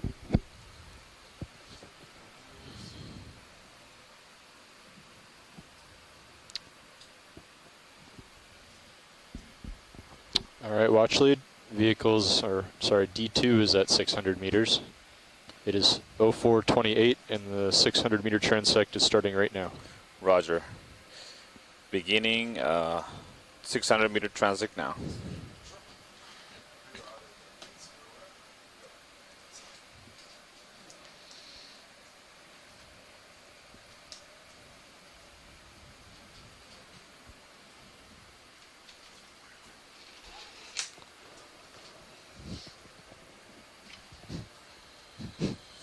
A little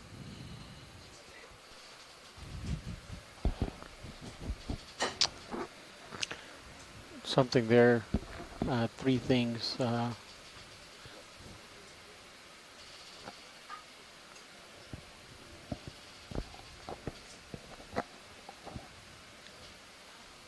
got you at 45 degrees, Bobby. Got some rhizarians there in the video. More of these single-celled animals that impale their prey. They look like acantharians. You can tell an acantharian because the spines are symmetrically opposite each other. They actually pass right through the middle of the animal, and they're made of strontium sulfate, which normally you have calcium or magnesium being the active ion on these skeletons, or silica. These guys with strontium sulfate are very important in the cycling of strontium throughout the ocean, but we know next to nothing about them because the slightly acidic formalin that plankton samples are normally preserved in dissolves the skeletons of acantharians in no time at all. So most of the information we have is from photographs or other image-based survey tools, or from live animals that are scooped out by researchers to observe under the microscope while they're still alive. Very understudied group. Center screen.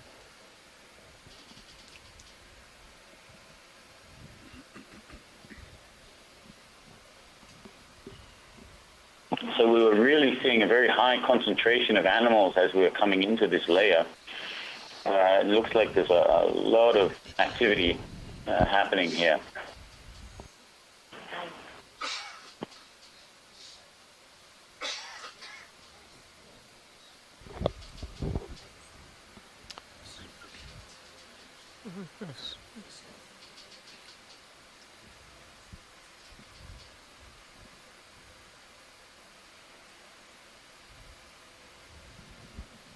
Reflective fish, just upper left of center. Just before, as we came up to the transect, there was a large lobate ctenophore in the TMS camera. If we see another one, the Sirius camera, if we see another one of those, that would be really great to get video of. Here's a suggested shrimp, again, looking up. The pigmented portion of its body is the carapace. If it's horizontal, it makes a shadow. The thing is with suggesteds is they have bioluminescent organs down there near the legs. So it's both making the carapace, which is pigmented, and causing it to have a silhouette, which can be seen by predators below it. It's making the cross-sectional area small. Oh, it might be a euphalbid, yeah. Going into it, but I think which also has bioluminescent organs on the underside. Yeah, it could be a euphalbid.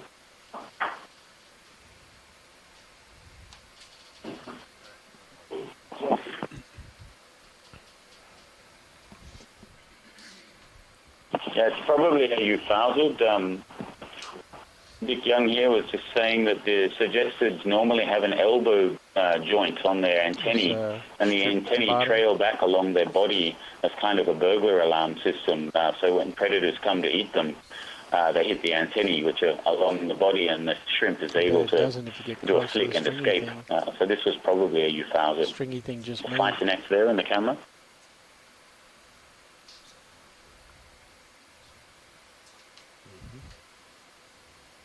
Take that back, it's a Calicophorus. Heading down. A Siphonophore, of course. Get a little bit closer in on the bell, which is at the bottom of the animal. Looks like it's only got a single bell, which would narrow it down to only a couple of species. It's far focus.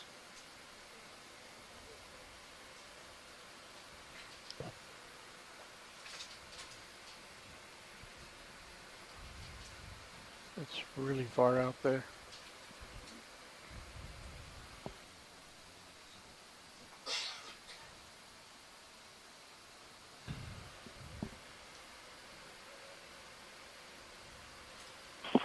An arrowworm, a chetignate, with the gonad, full gonads on the top right of the animal there. Got its head slightly pointed down. Pneumatophore on the right. Possible.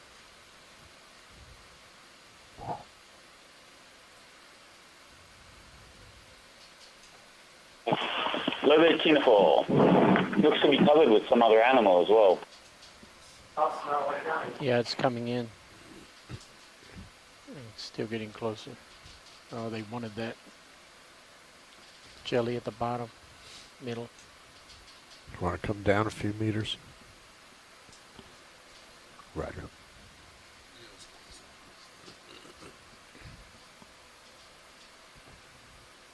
Far focus.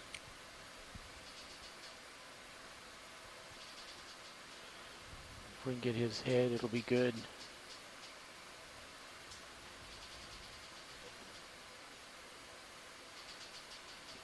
So reflective. Oop. Oop. He's shiny for a second. So me, yeah, looked like a Sigmox, perhaps.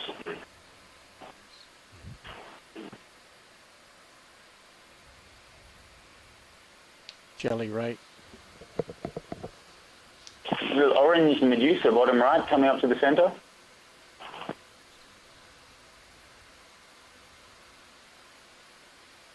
It looks like a halocreatid, perhaps. Oh, nice. Halotrephes, maybe. Halocreas? Starting to come in. A halocreatid, sure. Okay, like that. The orange could be halotrephes. I don't think it's got enough radial canals, so if you can see those canals. How many's it got? 8 or more? Oh, he doesn't want to be photographed. He's shy. Or lead it. Don't photograph me, please. I didn't sign an agreement on I think it's for the net. Let him go. Get ready.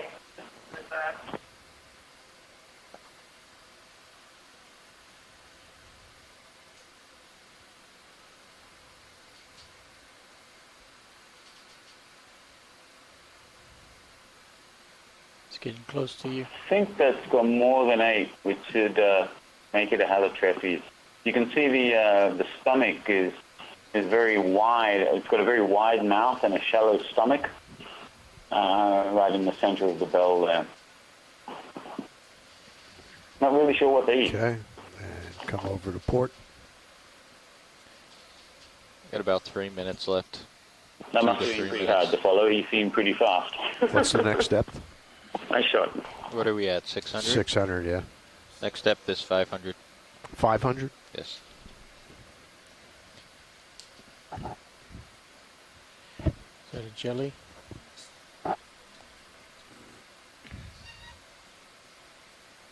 There's a strip on the upper right. Getting some lens flare. Jelly in the center.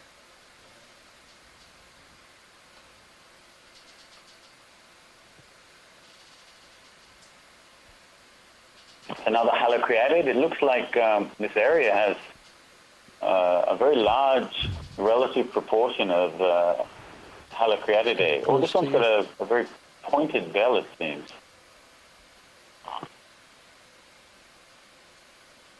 He is booking it. Not that guy? Nope. Full wide.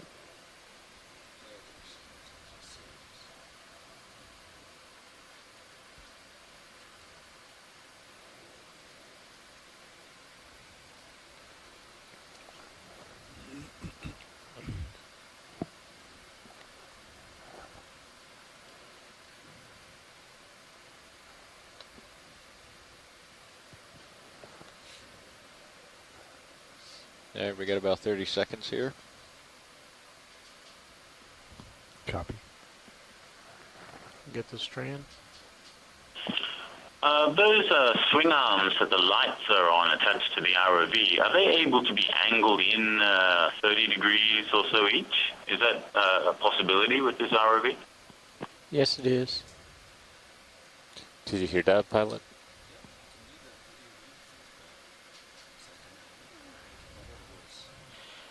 Rotate them in. This looks to be a Lencia, I think another it'll make it Pelagic and worse. Siphonophore. Very nice. These things are tiny. All right, that's our We do have the transect. ability to pan those light bars in, but I believe if we do, we're not going to be able to get as much light out in the distance. That'll focus the light Okay. more down in the center, within the front Ready to 6 start feet moving up, of the Bobby? vehicle. Or you want to move over if we first? Rotate it in. Okay. Okay.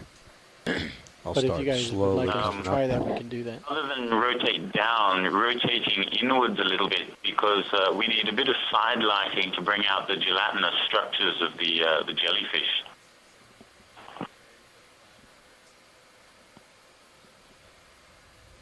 Nice. Yeah, we can give it a try. There's another lobate. Oh, Thalassocalis. Wow.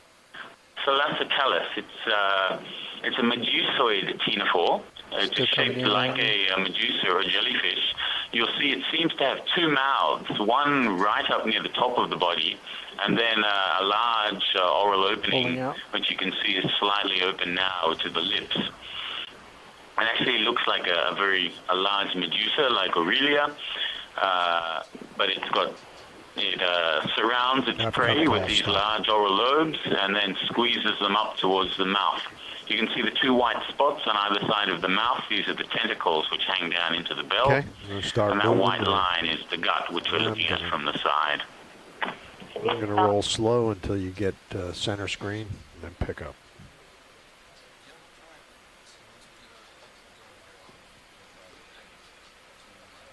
Okay, I wasn't listening. What do they want to do with them? Bring them in? Okay.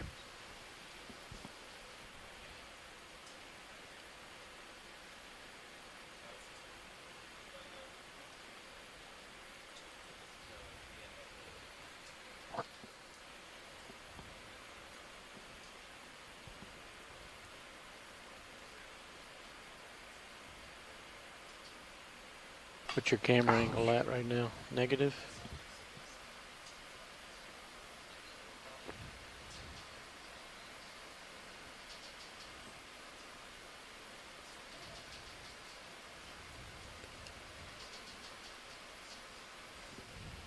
Looks like our first cunenid medusa, just then, possibly a solmithus.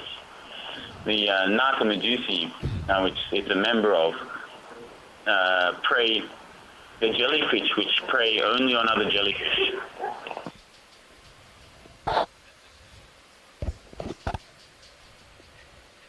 So there's a food web in the midwater that goes through crustaceans and fish, and another food web which is jellyfish eating other jellyfish. And of course jellies eat fish and fish eat jellies as well, but jellies can eat jellies which eat more jellies. And because we do most of our sampling with nets, we know very, very little about that portion of the food chain. So if you're doing models of that need data from the midwater, you really need to think about that portion that we just have no idea how important it is. This looks like another rhizarian here.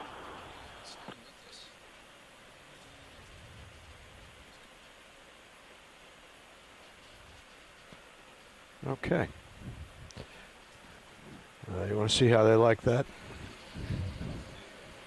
So we have brought both upper swing arms about 30 degrees in to see if the lighting is better.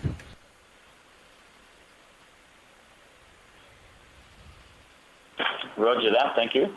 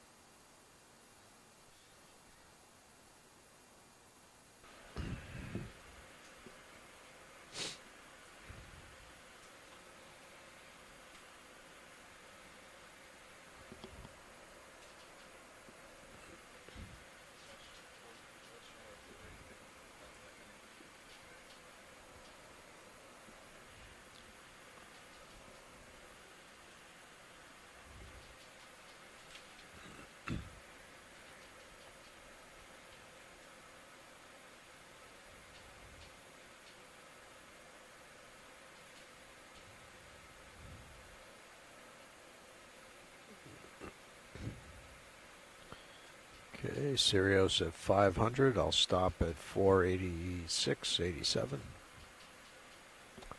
That range.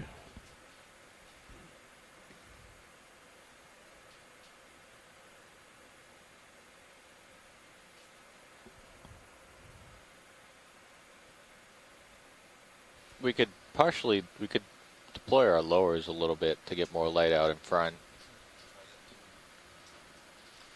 I mean, okay. I copy. All right. All right, I'm coming to all stop anyway, and I can do that. Okay.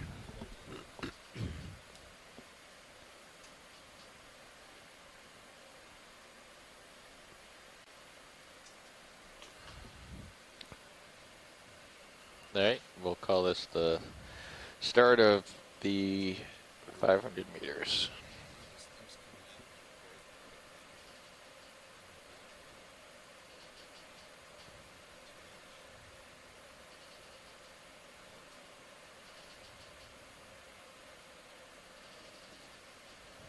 This may be a rosarian. Really not sure. I don't think I've ever seen this. No, I've never seen this Oh, before. it is a rosarian, yeah. Some kind of rosarian, a colony. 3 individuals. Wow. Oh, my goodness. He's drifting up. Oh, watch out. A lot of these animals, we don't know whether they form colonies or not, because when they come up in the net attached to each other, they may just have attached to each other in the net. So any information we get on if they have colonies or they're living as individuals is important information as well.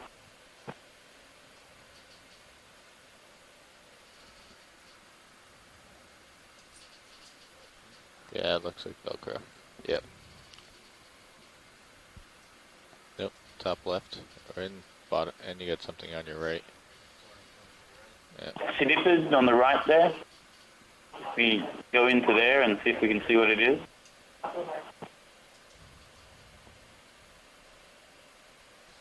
looks like another Pneumatophore.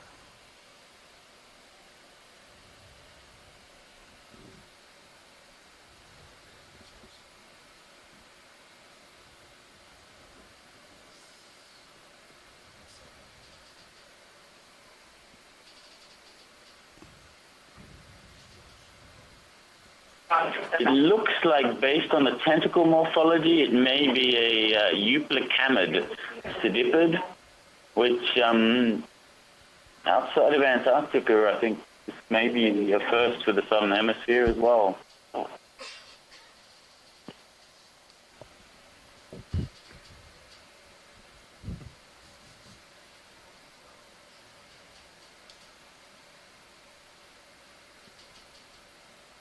Thank you.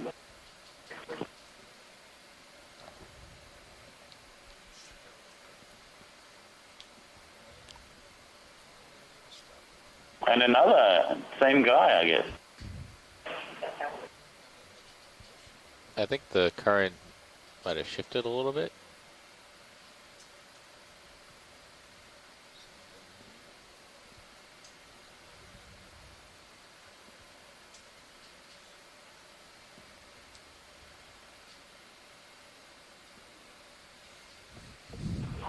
That looks interesting. Oh, that may be a juvenile Colobanema sericium, the way those we're losing you tentacles to are bunched starboard up there. distally. Low. This is the guy I was talking about before that drops tentacles like a lizard drops its tail. So the predators go after the tentacles. Yes, that's what it is. It's a Colobanema.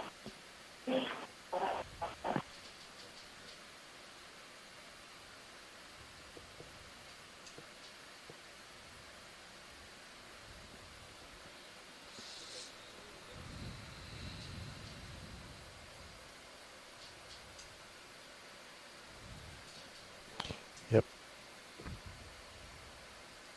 Very nice.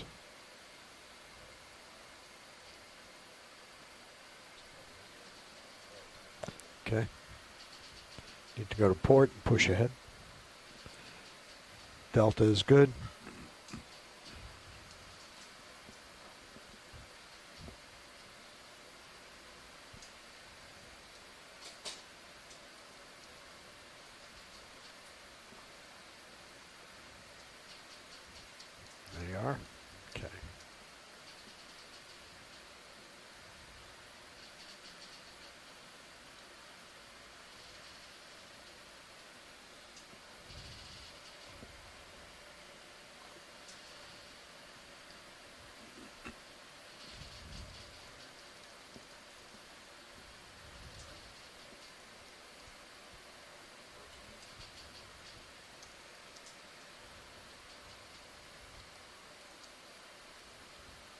Ooh.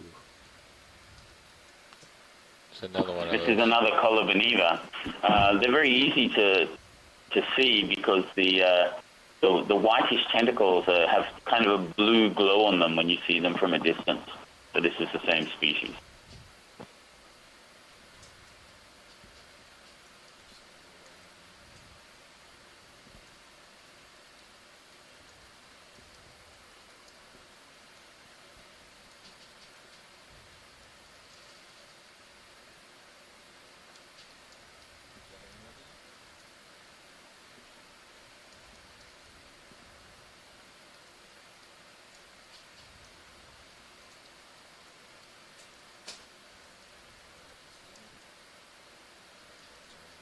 Right.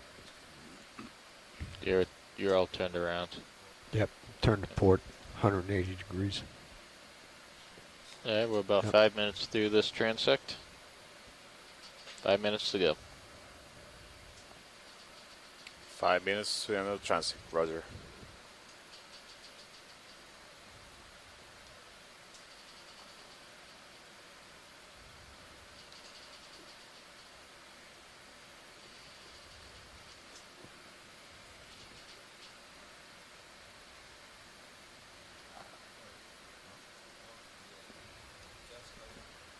Okay.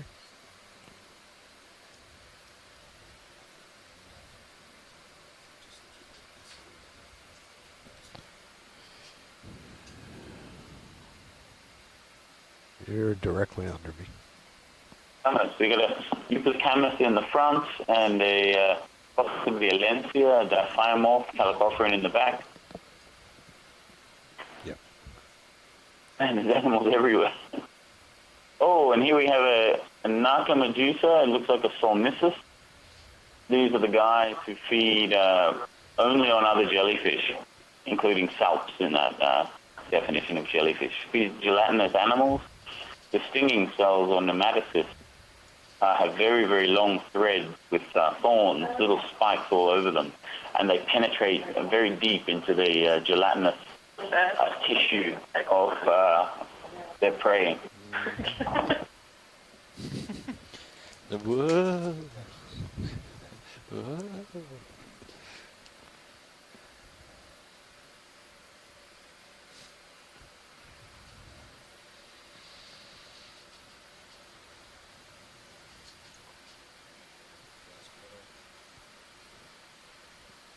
Okay.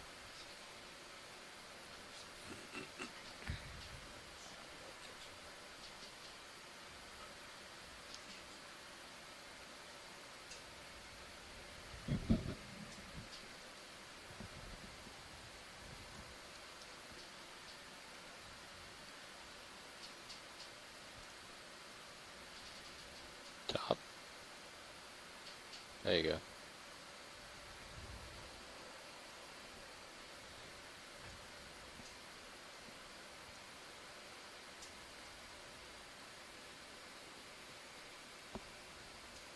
It's another Rhizarian. Wow. Yeah, that's another single-celled organism. I think this has silica-like skeleton. That's amazing. We get a zoom in on the spherical part of that.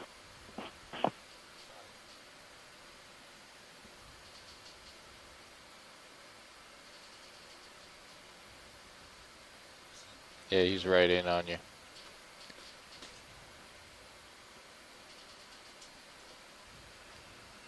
Something top left. Seeing your minute cam. Okay, I think we get an idea on that. Yeah. It's tough when everything's coming at you.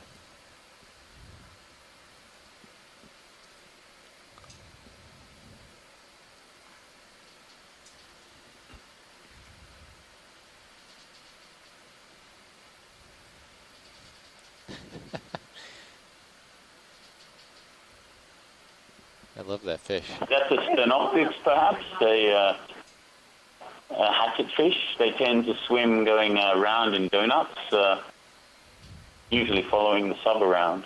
They like the light, but not too bright.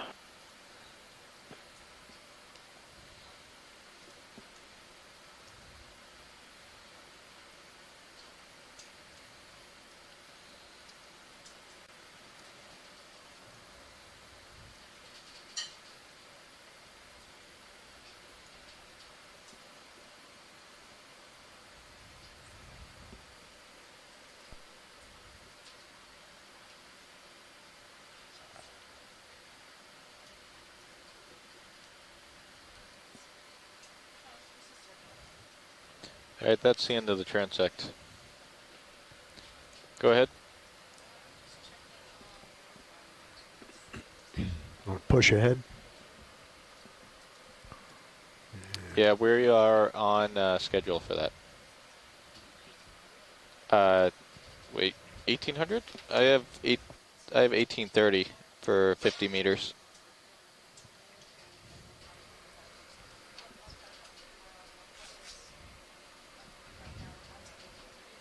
Yeah, that's what I've been shooting for time-wise.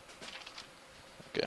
Yeah, 1830 was what's on Carl's schedule. Yeah, that's what we had on the meters, schedule. Yep. Okay, you want me to start coming up slow? All righty. What are we shooting for now? 375, was that right, Josh? 375. Roger the last that. one. Okay. Hey, you got seconds of the good stuff on it. That's yeah, got some jellyfish.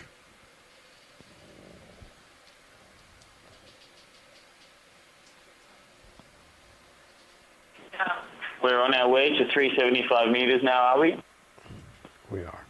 That's right. We just finished the sixth transect at 500 meters. We're heading to 375 for the last transect of this midwater part of the dive on Malulu Seamount. 375 meters for the last transect. Roger that.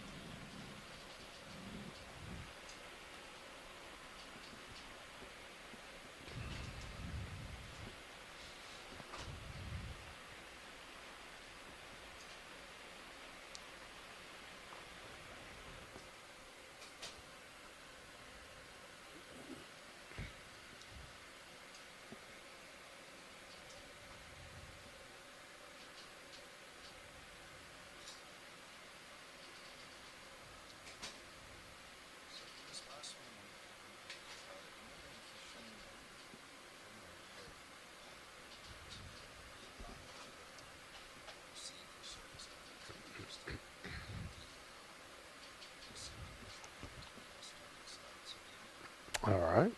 I don't know. I think when you had the current going perpendicular, you were doing pretty well. When it was coming at you, yeah. So when it was coming at you, though, this last transect comes pretty it fast. was difficult. Though. Yeah. I don't know. That's just my observation, but.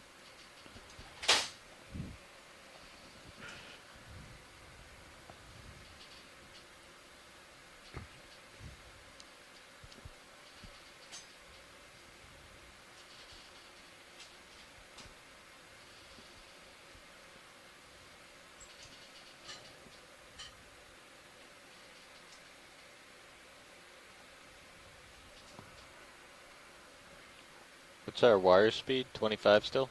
Yep. Okay.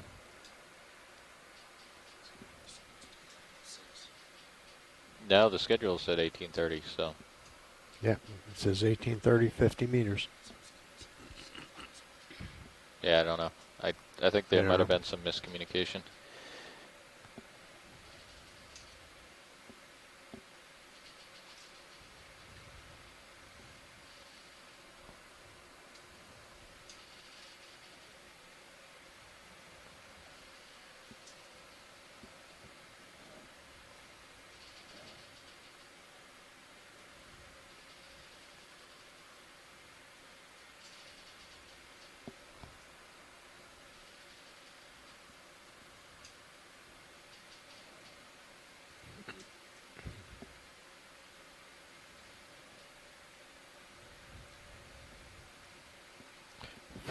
Meters.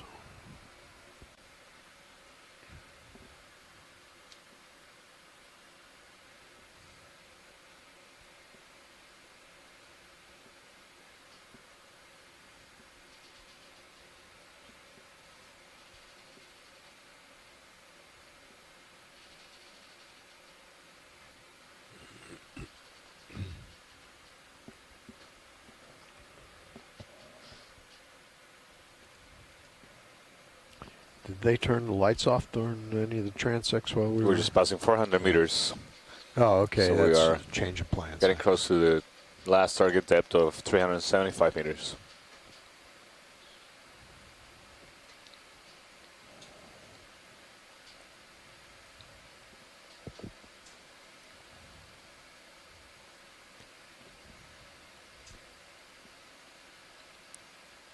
Okay, Stereo set, target depth. I'm going about 12 meters above you.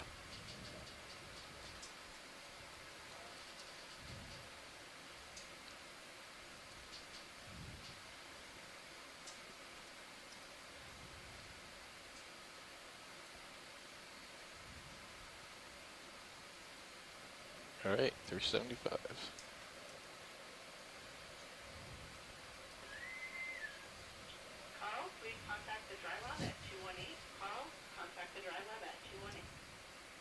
Okay, I'll stop.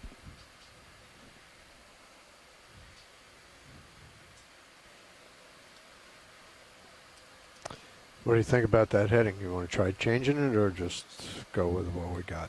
Okay. All right, let's consider this the start of the transect.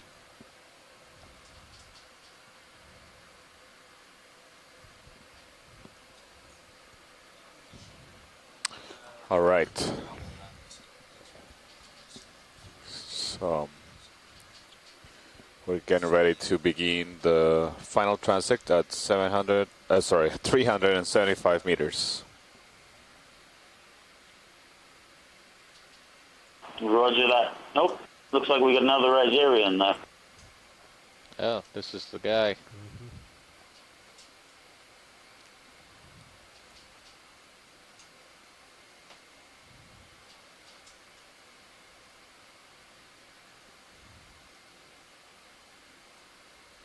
Yep, that's a Rosarian.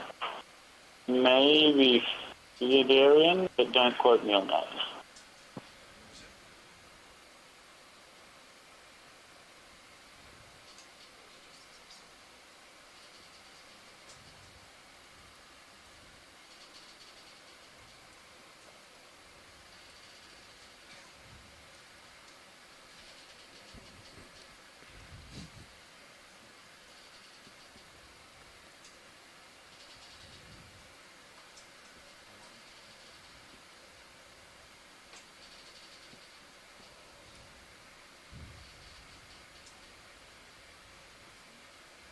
Yeah.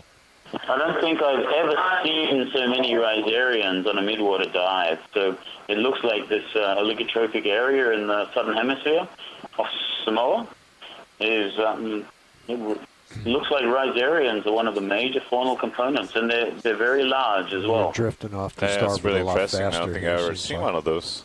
Yeah. The surface current is at 0.7 Yeah, I knots. think I've only ever seen So one it's of gonna that be pushing to particular starboard group back. before with an ROV, and we've seen like 3 or 4 already this dive. Yeah, that's amazing.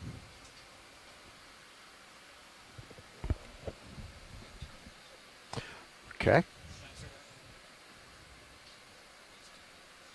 Yeah, it looks like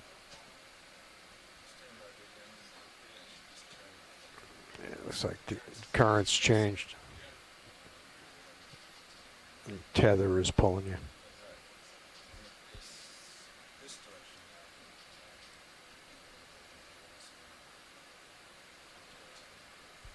All right, Roger.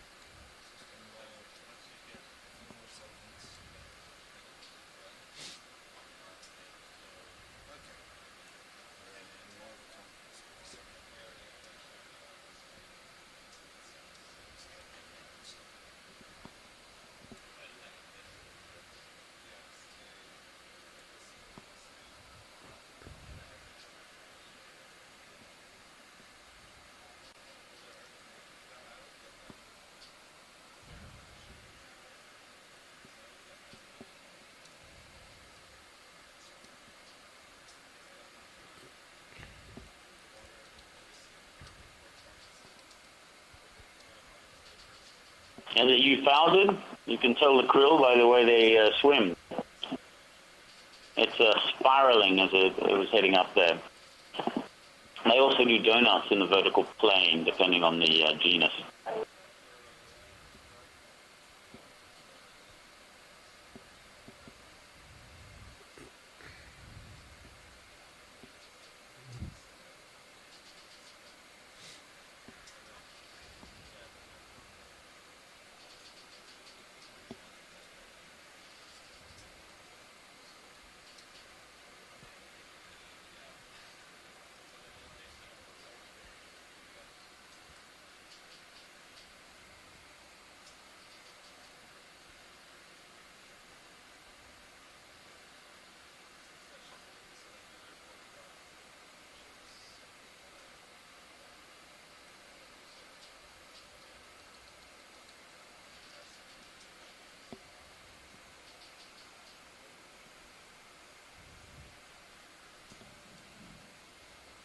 So this looks to be a Preya, or Preyid anyway. This is the group that gets to be 40 meters in length. Wow. It's probably the genus Rosacea, although we'll need to zoom in on that those two bells, the transparent head, so to speak, of the animal to be sure.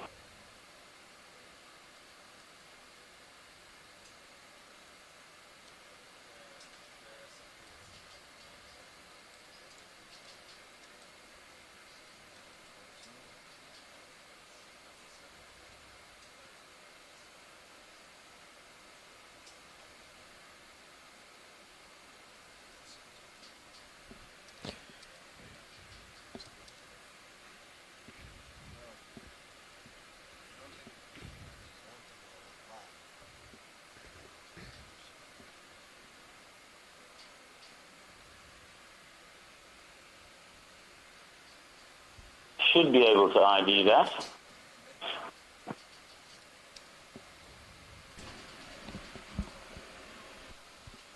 It was really swimming, trying to get away, wasn't it? But it's got such a long cytosome with all the tentacles attached that it has a hard time building up speed.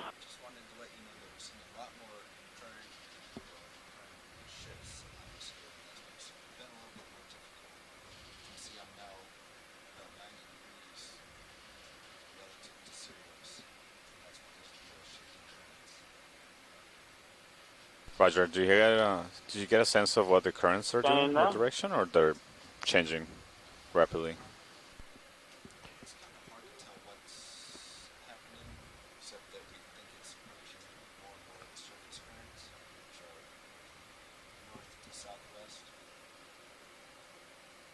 Yeah, the surface current is at 0.7 knots right now to the southwest. So I think we're just get to the southwest. Yeah, so we're getting into that right now. Yeah, we're just getting notifications from the ROV pilots that they're dealing with some increasing currents to the southwest. So that's what's making it a little bit more difficult to zoom in on things at this depth. Says that and then gets a macro shot of this thing floating in the water.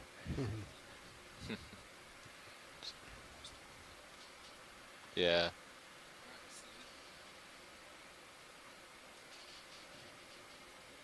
That's nice. That's a weird felt. Got to ask Larry Madden what that is.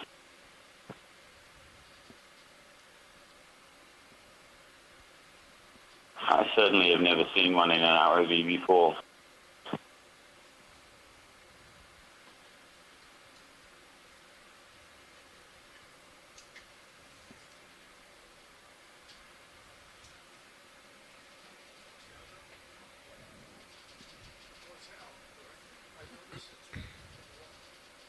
So we got about a minute left.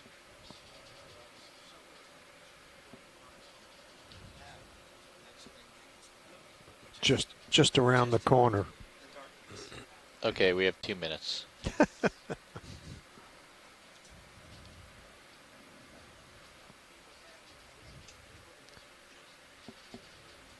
See, what I did there, Bobby, is we really had 2 minutes left, but I told you we only had one. And now I sound like I'm just... He's a generous God. a generous guy.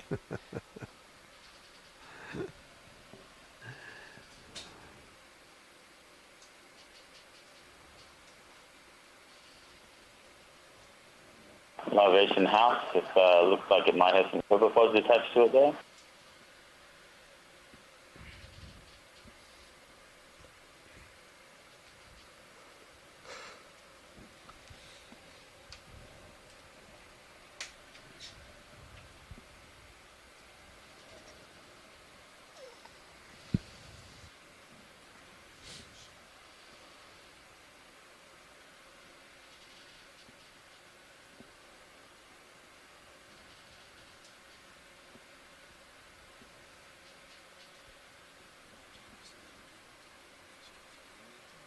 No. Unless you see something The Kraken. amazing.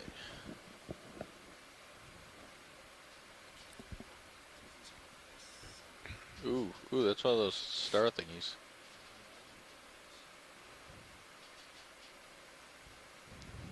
Lower left. Is that where it was?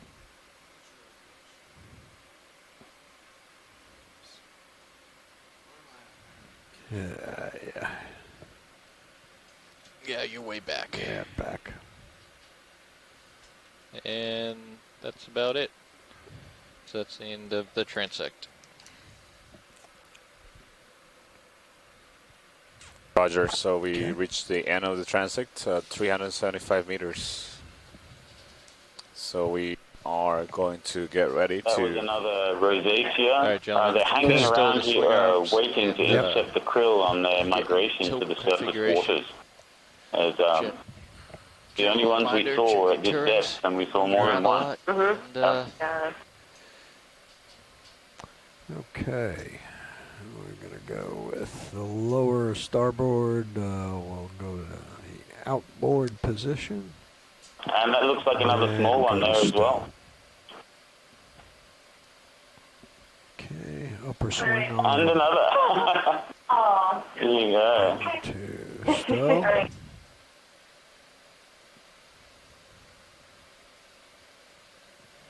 Seductive cuneiform. Certainly a very high biomass. Color level. Bridge, RV nav.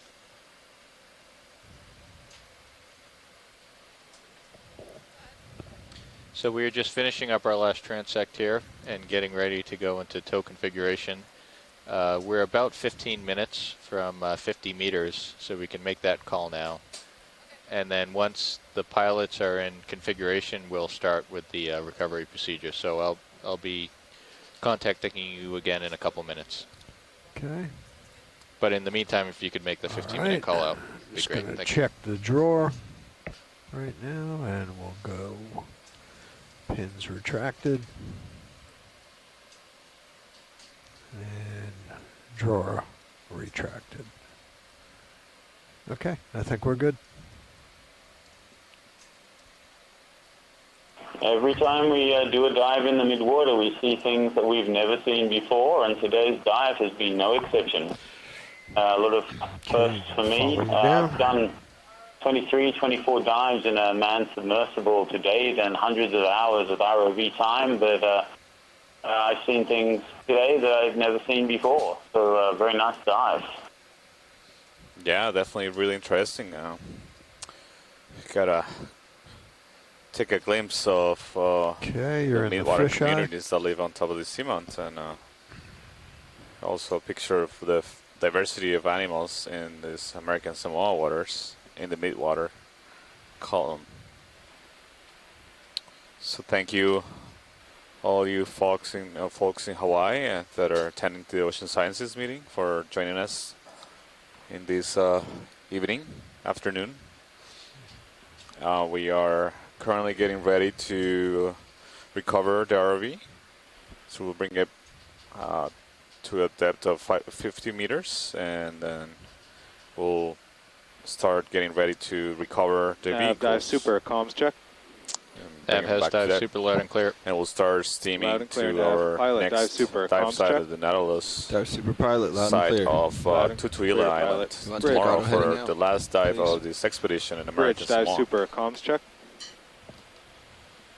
Auto heading out. Very nice. Got some really good Bridge, video of animals. not just from one, not from a lateral view or a ventral view, but you really manage to move the ROV around the animal so you can get an idea of its three-dimensional structure, which really helps when you're trying to identify these animals from video in an area like the one we've been diving in today, where nobody has ever done a midwater dive before. So we really did not know what we would be finding. Very exciting. I can see, at least I'm going to have to do a lot more study on these single-celled, large rhisarian organisms, because they seem to be one of the dominant members of the fauna here. Would like to request and that the ship yes, thank you very much for come ahead at half a all knot through the water, good work. and that you disabled Yeah, both thanks prop to and you all support for rudder, joining us again, and for your change input rotation and to midships. organizing will this midwater You're welcome. portion of today's dive on Malulu Seamount. It was really interesting to be able to Coming up characterize at the 30 meters a minute. benthic communities on the Seamount, near the summit, and on the summit, and then transition to the pelagic realm. We'll get a much better sense of the biodiversity in the deep water areas in this region. And Watchley, this is Pilot. I just want to call out and say thank you for the patience back on shore and here in the back row. The water transects are a bit difficult for us, and so we really appreciate the patience, and it's great to hear that we did get a few very good images for the people back on shore. So thank you very much. Yeah, thanks to you pilots, you did a great job today. So we are going to sign out from the Okeanos Explorer here, finishing this dive 12 on Malulu Seamount. Please join us tomorrow for the last dive of the expedition at the Nautilus site. We're going to be diving at depths between 500 and 250 meters. And we will be looking out for Nautiluses and characterize the habitats where they have been found previously, but haven't been observed or completely characterized the benthic habitats where they may be inhabited. So thank you all, and we'll be joining you again tomorrow.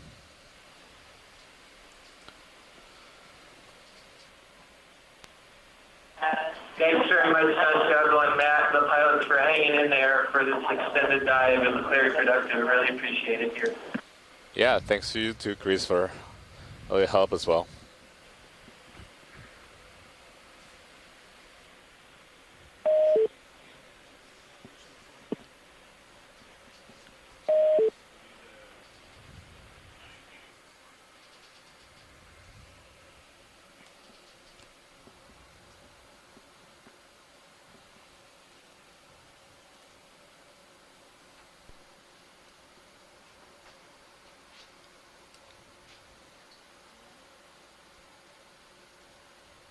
What's our wire speed? 30. 30? Awesome.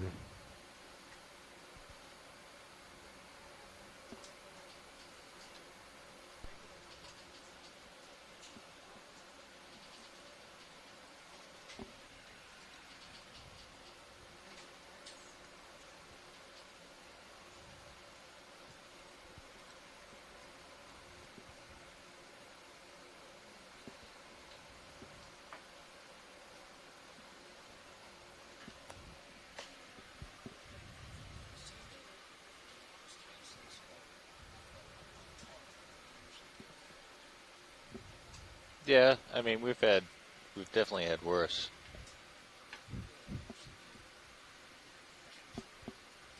Yeah. Snaps. Yeah.